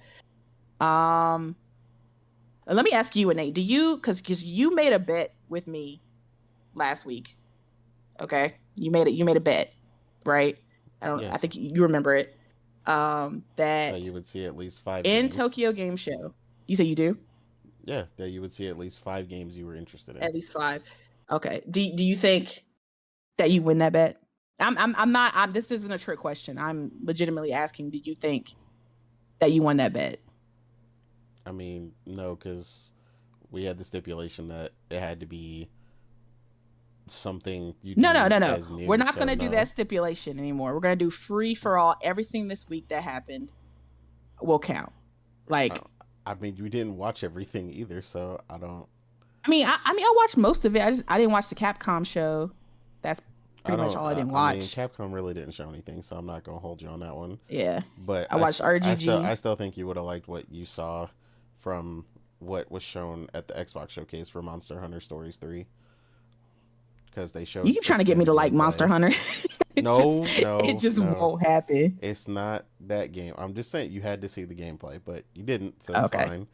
So, but I don't think one game is going to make the difference anyway, even if you did like it. So, no. Yeah. Okay. Well, what about the rest of the Tokyo Game Show? Well, the problem is, like I said when we started, is that it's not over, and then it's like one of the main games that I was stating that you were gonna like is gonna literally be shown tomorrow. Okay, so you don't think I have 4? You don't think I have 4 games? Or 3 or 2 or 1? I mean, I know you like Saros, and I know you liked Wolverine, but we can't really count Physant or whatever. Like, he didn't show anything. Okay. As much as we're talking about OD, I don't think any of us really care about that game, or at least I don't. And then, like I said, even if I counted Monster Hunter, like, no, and then Capcom didn't really do anything. I don't know, like, a lot of them just, like, this was like a way toned down, like, TGS. Like, so, like, they didn't really do anything this year, so, like, there was a lot of follow-ups, and then, obviously, the Kiwami stuff, because you like Yakuza. So, yeah. Like I said, I think you got close, but, yeah, I don't think it was 5. Oh, damn. Okay, so you were close. You were close. I'll give it to you. Okay. Because it's more than I thought it would be. I thought I'd walk away just being like shrugging my shoulders and being like, it was straight, I guess. But I saw a lot of games that I liked and got dates and things like that. So I thought it was pretty good so far. It's not over like you said, but it's been pretty good. Yep. Yeah, I'm willing to admit, like, I don't know. I don't even know why Capcom showed up. Like, they basically just showed the Mega Man collection. I feel like every Capcom showcase is like that, to be honest. Like, at least to me, I'm just like, they're always rehashing things. Well, they have like, a set of games that they're coming out with, and they just keep showing them. And I'm just like, okay, at some point, y'all just need to stop showing them. Like, and just wait. Did Sega go for the Tokyo Game Show? Did Sega do their showcase? I think they only did the RGG stuff. Or like, they only do RGG? Yeah, they didn't show They didn't do else. Atlas or anything like that? Nah. That's crazy. Atlas I thought they would show at least the new Persona remake, because we barely got any information on that at the Xbox showcase. So I thought they would give us some more information on that. Yeah, or, I mean, they definitely should have, but like Atlas is like, I don't know, Atlas is like the star child now, so Atlas kind of gets whatever they want. So when they don't want to say nothing, Sega's like, all right, cool, and they just let them do whatever. Where is Persona 6, bro? No, but, I agree. It's definitely time for that. Yeah, but it is. Yeah, I mean, I'm kind of in the same boat, like I said, between the two of y'all. Quickly here through it, like I said, they didn't really show anything. For Capcom, the only thing I did like the Mega Man collection. I guess they announced it like the announcement trailer is 2 weeks ago. So I don't know why companies are publishing their TGS stuff like prior to TGS. Like it's weird. Like but I didn't see it until then, so it's whatever. But their Star Force or whatever it's called, it looks interesting mainly because I'm a big fan of the Mega Man Battle Network collection. Grew up playing those a lot, and these seem kind of similar, but from a different perspective. So I enjoyed that a lot. What I've seen from there, obviously, I'm a huge Onimusha fan, but again, I don't need to see more of that game at this point. We've already seen extended footage of Pragmata, finally, and we all said, we were really liking what we saw there. RGG, Kiwami 3 looks good. I'm not that tied up in like the story and stuff, so I didn't get into the whole thing, but I get like when you're like really deep in it, like we was saying, and I've seen a ton of people commenting on like actor changes and other weird stuff that they did, and like changing the color of people's shirts, and I wouldn't have recognized all that. But yeah, the game itself looked good to me, so shout out to them. I really wanted to see more of their Heavens game, but they weren't really ready to show that. The Xbox showcase, obviously, Forza Horizon 6 Japan is massive for me. As they stated at the end of their showcase, it has been the single most requested location ever since the series has even existed, and it is that serious. So hopefully the team really takes it, 100% and really just does what they do. The Forza Horizon series is pretty much their star child at this point. So hopefully the team gets all the backing and all the funding they need to really flesh that out and create some incredible drifting areas, uphill, downhill races, drifting scenarios. Like, honestly, this game could be absolutely massive for them for years if they do it right. It's that serious. There's that many cool locations, driving through the middle of Tokyo. I mean, you're talking, Fast and Furious Tokyo Drift collabs. Like, I mean, they could go insane with this thing. Like, there's so much stuff, so much car culture in Japan. Just the underground scene, Bosuzaku, which is like a real crazy thing that they do in Japan, like literally only really in Japan, where they do crazy mods to their vehicles and stuff. Like, you could just get insane. So hopefully they really flesh that out and really go for it. They said they also showed some extended gameplay for Monster Hunter Stories 3, which looked really good. They showed some more of the turn-based combat and stuff, and honestly, it looks incredible. Dragon Quest 1 and 2 was shown there for a little bit as well. They showed, which a lot of people thought this was a really big deal. Again, I haven't played those. I'm not the biggest Dragon Quest fan, but apparently they are adding a new level where you get to explore the ocean floor, which was apparently, like, I guess, alluded to in the other games, but you never really got to do it. So they're literally creating like a brand new entire area where you've never gotten to go before. So that was pretty cool to see. The Age of Mythology Heavenly Spear, that looked really good. I enjoyed seeing that trailer. Made me really want to play that. Um, then, of course, State of Play. Obviously, Saros looked good, but I mean, like I said, I'm not a Returnal fan, so I'm not a roguelike fan in general. So, um, but yeah, I thought the game itself looked really good, so I was still excited to see it.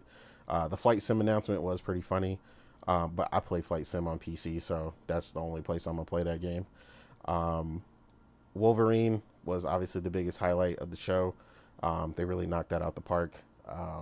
So much that Insomniac was definitely flexing on Twitter later, pointing out the clowns and people who thought, they canceled it and all this other crazy nonsense and theories people were throwing around that they were 100% wrong.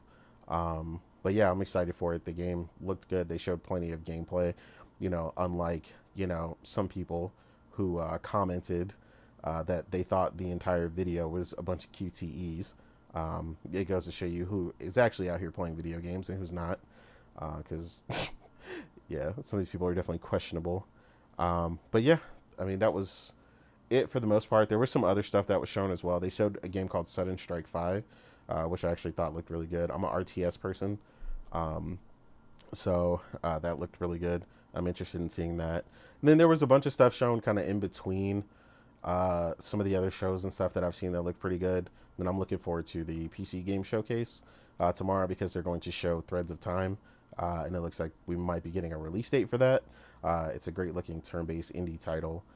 For anybody who is a fan of like Sea of Stars and that kind of stuff, it's kind of giving those vibes. So yeah, overall, it's been a satisfying TGS. Nothing mind-blowing, nothing crazy. But yeah, definitely still more to look forward to in a sea of things we already had to look forward to. Companies have done like a really good job this year kind of showing what's to come. So yeah, it'll be interesting to see what happens later in the year. But then, yeah, that was it. But like I said, overall, TGS has been enjoyable. Seems like a lot of people that went had a lot of fun and things of that nature. So an enjoyable event overall. In other news, retailers are dropping Xbox. This news originally started with Costco, and then eventually people found out Sam's Club, and that's where people kind of thought it would end for a bit. But then now reports are coming in from Australia, and also the Netherlands, where apparently EB Games has now removed like the entire splash page for Xbox and is no longer selling the device and has removed like their area from some of the stores.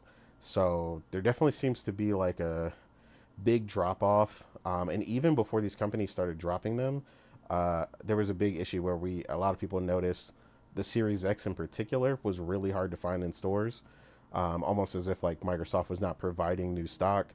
So again, not really sure what's going on there. Costco specifically stated when asked about why they did it, stated it was a business decision. Basically the stock wasn't moving. And like I said, in other cases, it doesn't seem like Microsoft was really providing much stock. So what exactly they're doing, we're not really sure. But this news is kind of tied in with the opposite of what is also happening this week, which is these two kind of go hand in hand. Because on one end, you've got them removing an Xbox product from shelves and not really selling the Xbox anymore, only to then turn around and we finally got the release price for the ROG Ally X, the Xbox ROG Ally X and the normal one. So at $549 and $999 respectively for the bigger one. I haven't seen anyone order the other one, so it seems like everybody's going for the larger one.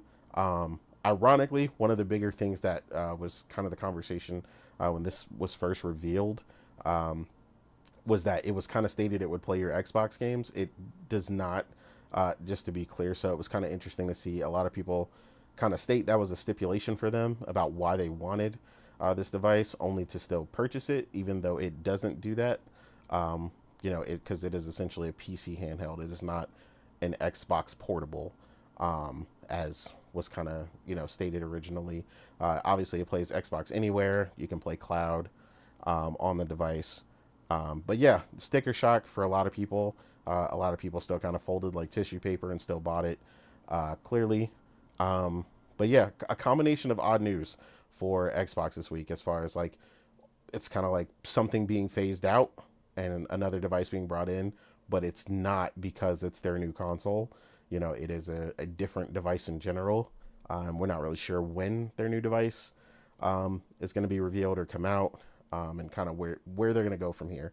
Because the other concern is like, if these retailers are removing it, who else is removing it, and like where are you going to be able to purchase an Xbox potentially in the future? With games like GTA 6 and the like coming up, is you don't really nobody really wants PlayStation to be the only game in town, but Xbox also doesn't really seem to care based on their statement. They stated this is a sacrifice they're willing to make for, to basically push Game Pass forward, which I thought was an interesting way to handle your product being removed from shelves. But yeah, like I said, a combination of these two opposing news pieces for Microsoft. Yeah, how are you feeling about this, Weeb? Are you interested in the new product at all? And do you just kind of feel like, as far as like the Xbox is being removed from store shelves, it's kind of par for the course because they just weren't selling? How are you feeling? Yeah, I mean, regarding the latter, definitely. I mean, if you keep telling people it's not about the console, then yeah, don't be surprised if people don't buy the console. I mean, that's how it works, right? Um, I mean, yeah, I mean, it's inevitable. I mean, the console wasn't doing very well, and instead of trying to fix that, they're doubling down on releasing their games on PlayStation. Going on about it's about Game Pass, not about the console. I mean, this is just all, yeah, all par for the course, I guess. It is, inevitable, as I say. So yeah, I mean, nothing surprising there. It just shows, yeah, it's sort of a, yeah, I would say dying console, as were they're going, yeah, whether it's the next gen or the gen after that, they're going to drop out of console gaming, and seems to be clear that with the Rock Ally, their strategy is sort of to muddy the waters, as in, oh yeah, no, it's an Xbox, but it's just an Xbox branded handheld PC. Yeah, I mean, if you really want to fork over a premium for what's essentially just a mass produced product that's already available in the market, and now has an Xbox sticker on it, hey, knock yourself out. I mean, if that's what you want. But Mm-hmm. yeah, in the end, it's this seems to be the way Xbox is going. They're going to go, PC, and sort of convince you that yeah, if they put their brand on it, it's still an Xbox. I mean, if you look at everything they've done so far, that doesn't totally in line with yeah, with what we see happening now. I mean, they're campaign with this is an Xbox, this is an Xbox. I mean, Yeah, it seems to be sort of clear that they were sort of disassociating grooming you. themselves.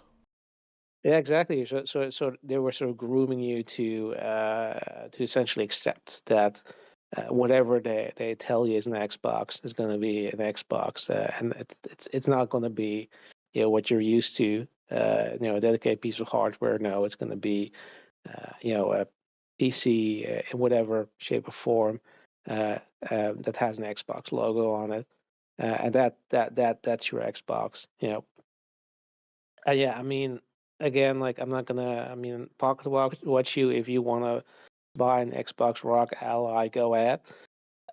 I mean, it's your money, but you're not gonna convince anybody that that's anything but a Rock Ally, existing handheld PC, with an Xbox sticker on it. Like you said, it's not gonna allow you to play your Xbox games.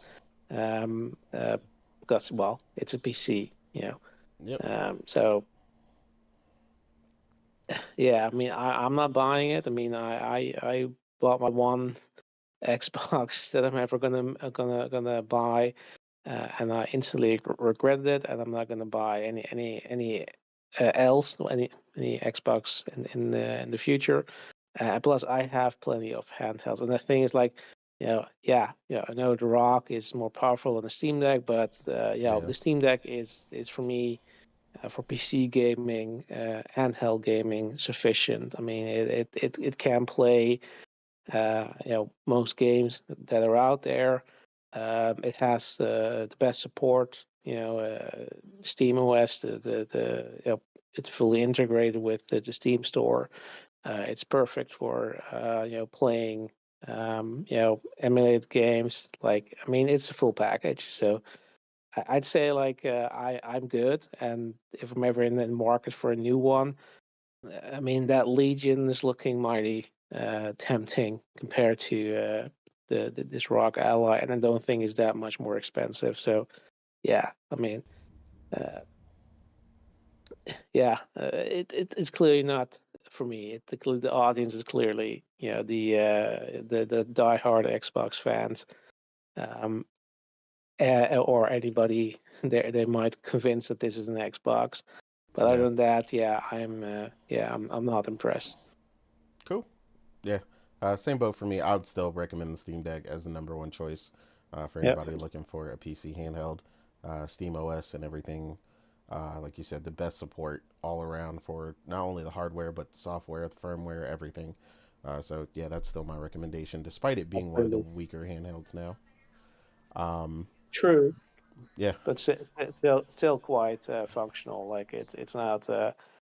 I've had no issues with so far with the games that are supported by it. yeah. And I No, I mean, mean, I no other think, handheld gets direct custom support. So I mean, you can't yeah. beat that. Like a dedicated setting for your handheld. So Oh yeah, yeah. And I mean, like, the way that, like, I can play any game, and there's gonna be like dedicated controller schemes that fans made that are specifically for that game. Like, it's the way that the support you're gonna get, like, Steam Deck is second to none. And I'm sure they're gonna maybe drop a more powerful one in the future or whatever.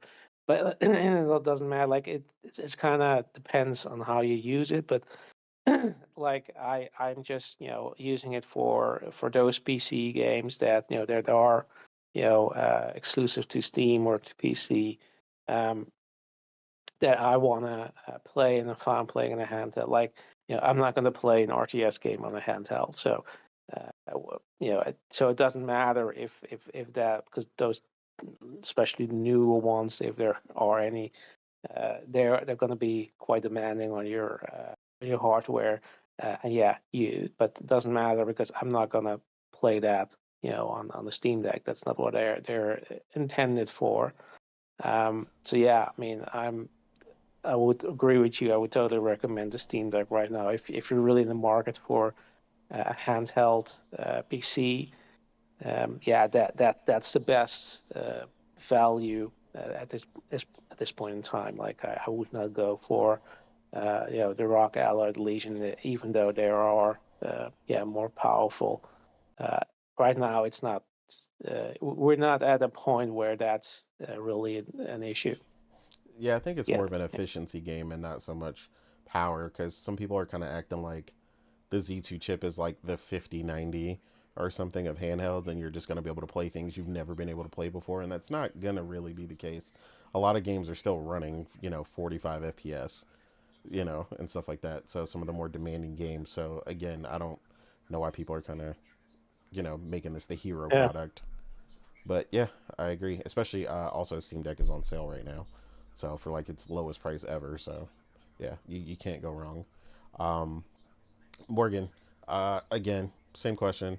Uh, you just kind of feel like par for the course. So a lot of these places dropping the Xbox itself, and then how are you feeling about this PC handheld? Does it entice you at all?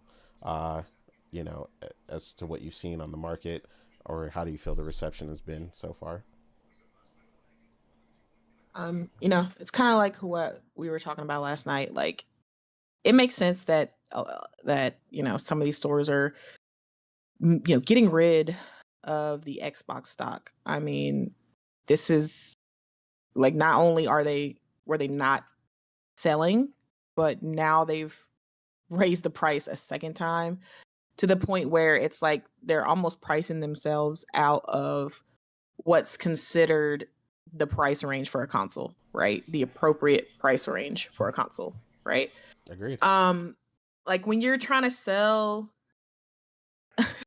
a piece of hardware that plays games, for $650, that's just, I mean, the average gamer, the average consumer is, they're not really looking at, they're going to look at that and they're going to be like, I'll just keep what I have or I'll do something else. Like, they're getting to the point where it's just not worth it for a lot of people, which is crazy to me because we still have a couple years left in the generation, and we have, like I was telling you last night, the one of the biggest games that's going to sell this generation comes out next year, right? And it's only going to be available on next gen consoles. And Xbox is setting themselves up to lose a lot of sales on this game, which is GTA 6, obviously. I just don't understand it. Even the low end console, that was the point of that console, was to be the low end entry point to next generation. And now it is like relatively the same price as a PS5 digital. Like, I was looking earlier, I think the Series S is now like $450 or something like that. Yep. Yeah, PS5 digital is like $500. So it's like, at that point, you might as well just spend the extra $50 and get the extra horsepower of the PS5 versus the Series S, right? Like, at a $50 difference, that's a steal, essentially. But yeah, so they're not moving them. So they're just like, I mean, when you're a store, when you're a franchise, like, space is money, right? You don't want to put stock in things that aren't selling. That's a place that could be dedicated to another piece of merchandise that could sell well for them. So there's like really no point in them carrying it if they're not moving it. And then they said that, it was a business decision and they don't have any plans on holding any Xbox future consoles. So it'll be interesting to see if they hold whatever the next Xbox is, if they're going to actually sell that console or that PC, whatever the hell Xbox is trying to call it. Yeah. But yeah, I wasn't surprised by that news. It was just like, it is what it is at this point. I really don't think Xbox cares. I mean, based on their statement, they don't care. So yeah. Yeah, I don't think they care about selling their consoles anymore. Because the price that they're selling them at is the price where they're trying to make profit, right? I think back in 2022 or 2021, Phil Spencer was saying that for every Xbox sold, they essentially lose $100 because they subsidize a lot of the cost of the Xbox. Like, yes, it costs at launch, it costs customers $500, but I think it cost them like $600 to make it. So they were losing money for every sale. So now they're pricing them to a point where they can actually make a profit on them. And so I don't think they mind losing out on the sales, because now those sales won't cost them money. Now those sales will make them money. So if people buy them, they might have less people buying them, but the people that are buying them are giving them profit. So I don't think they care that it's less now. I think they're kind of they're at that point where they're just focused on next gen. They're focused on getting people into the PC space, right? Getting them into their software. That's what they care about the most, right? Their software, the Game Pass, their ecosystem, the Xbox Play Anywhere, the Xbox OS that they're introducing in these handhelds, like, or the Windows OS. That's where they want people. They don't really care about the hardware side of it. The hardware side of it is just a gateway to get you into the software, essentially. But speaking of the hardware, their handheld, the price also wasn't a surprise to me. Like, that's kind of what I figured it would be. We called there it. was people saying that, because they were waiting so long to reveal the price, that, it's obviously that's because, Xbox is trying to meet with Asus to lower the price and maybe subsidize the cost. And I was just like, oh yeah, they kept saying that. That's not happening.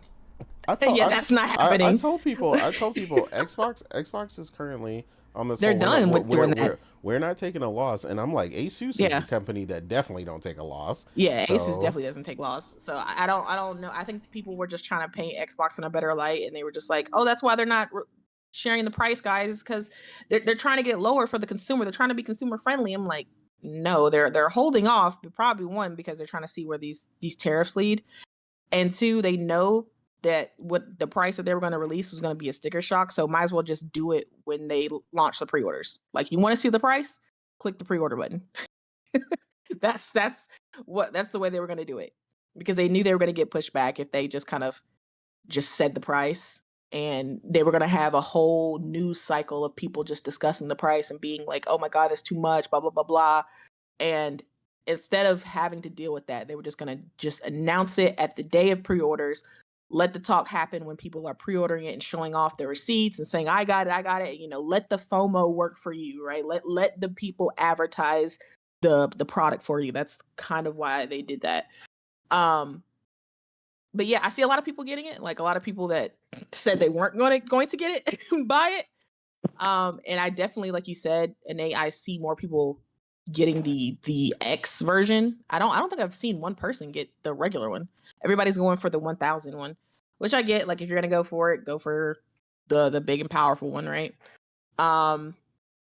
Yeah, I'm not interested in it at all. I wasn't interested in it when they announced it. Like, I don't think at any price point I would have been interested in this device, unless they get it to like 300 or something crazy, $300 or $400.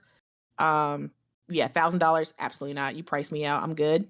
I'm so good on that. But I mean, I'm happy for the people who are happy. I just need people to realize that. And I think a lot of people who pre-ordered this device are realizing that, okay, yes, this is an insane price, but this is something that I want. So hopefully now people will realize that it's okay to spend money on what you want, right? It's okay if you want to spend an exorbitant amount of money on the thing that you want, and, you know, enjoy it, and, you know, ask people, you know, just let people enjoy things and just don't judge. Because the same people who were, you know, shitting on the PS5 Pro and people buying on the PS5 Pro and spending $750, which they thought was insane, or $700 at the time, thinking it was insane, and then turn around and spend $1,000 on a handheld, are now saying, I don't understand why people are mad. Like, I just need people to keep the same energy, okay? Like, you can spend your money where you want. Just, you know, just let people enjoy the things they like. Like, I'm not going to rag on anybody who decides to get this ROG Ally. It's not for me, but I'm sure there's some people who are going to love it, right? It comes out on the 16th or whatever. So I'm sure we're going to see a lot of people trying it out. Hopefully it works well. Hopefully the Windows OS that they're introducing to it runs well and it's compatible with games and there's no issues.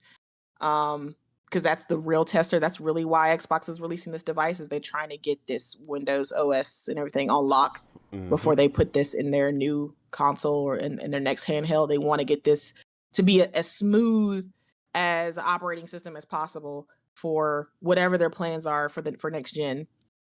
So hopefully it works out for them. But yeah, apparently they sold out of stock in a lot of places. But you have to ask the question, how much stock did they have?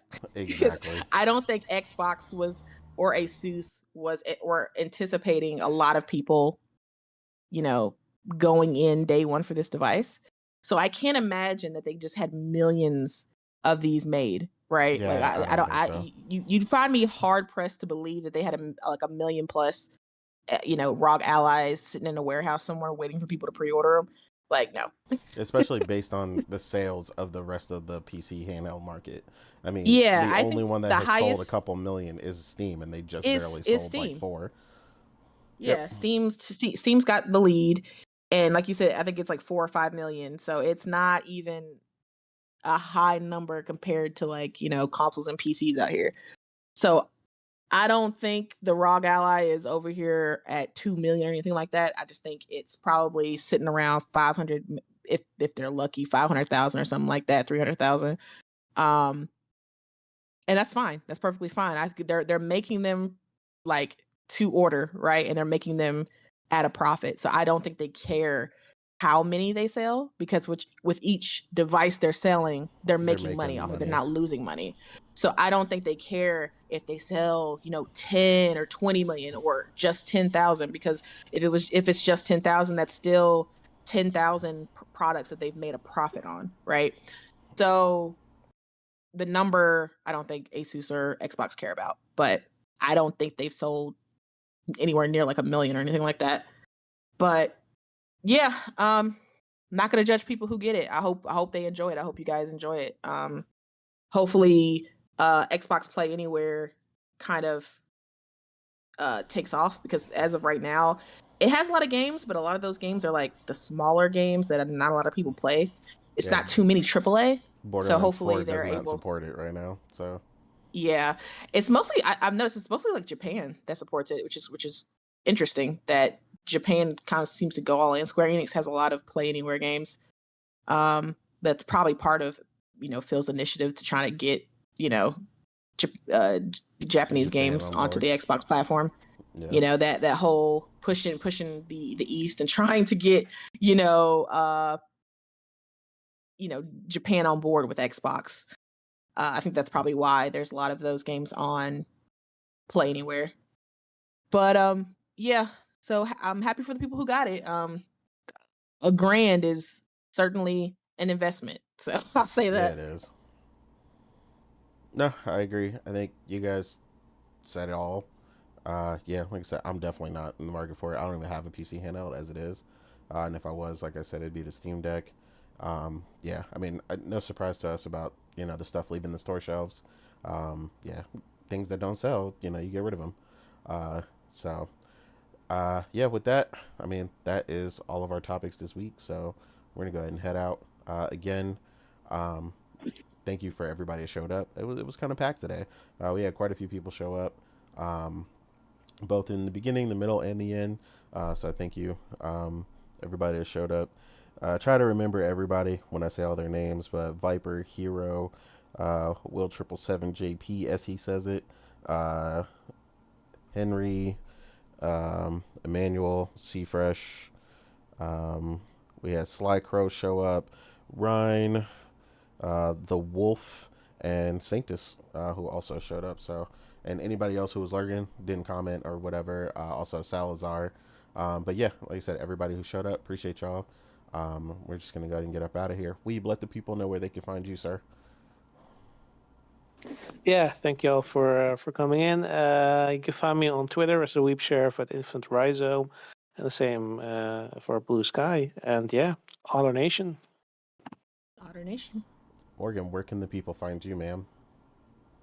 Yeah, y'all definitely gonna find me on PSN these next couple days, and especially on the 2nd when Ghost of Yotei finally drops. Amen.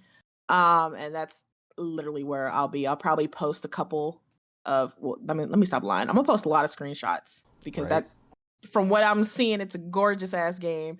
So I'm gonna be posting a lot of screenshots, and I'm gonna try my best not to post any spoilers. Because I'm sure there's gonna be spoilers day one.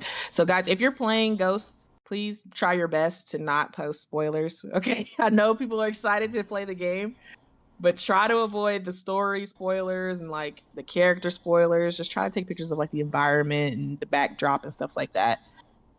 Even though it's tempting, I know. But yeah, I'm gonna be on PSN at Chill Bandit 336 if you want to add me. But just know I'll probably mute you if you try to message me during Ghost. But yeah. Thanks you guys for showing up. I know we're one man down. Omar's over here with the flu, so shout out to him. Hopefully he gets better. Yep. But thank you guys for showing up. We'll see you next Saturday with our first impressions of Ghosts. So Otter Nation. Otter Nation. All right, and for that, I'm your host Innate, or known as the Real Innate, on Twitter and Blue Sky. Yeah, again, man, y'all just enjoy all these great games out here. It's been a lot of fun. It's been a great week. But yeah, like I said, shout out to the 2 birthday people. It is Kay's daughter's birthday, so happy birthday to her, and Priscilla's mom's birthday. So happy birthday to her. So 2 birthdays. Let's go. Yeah, a lot of birthdays. But with that, we're gonna go ahead and get up out of here. Appreciate everybody again. Otter Nation. Otter Nation. And because Omar's not here, I'll say it for him.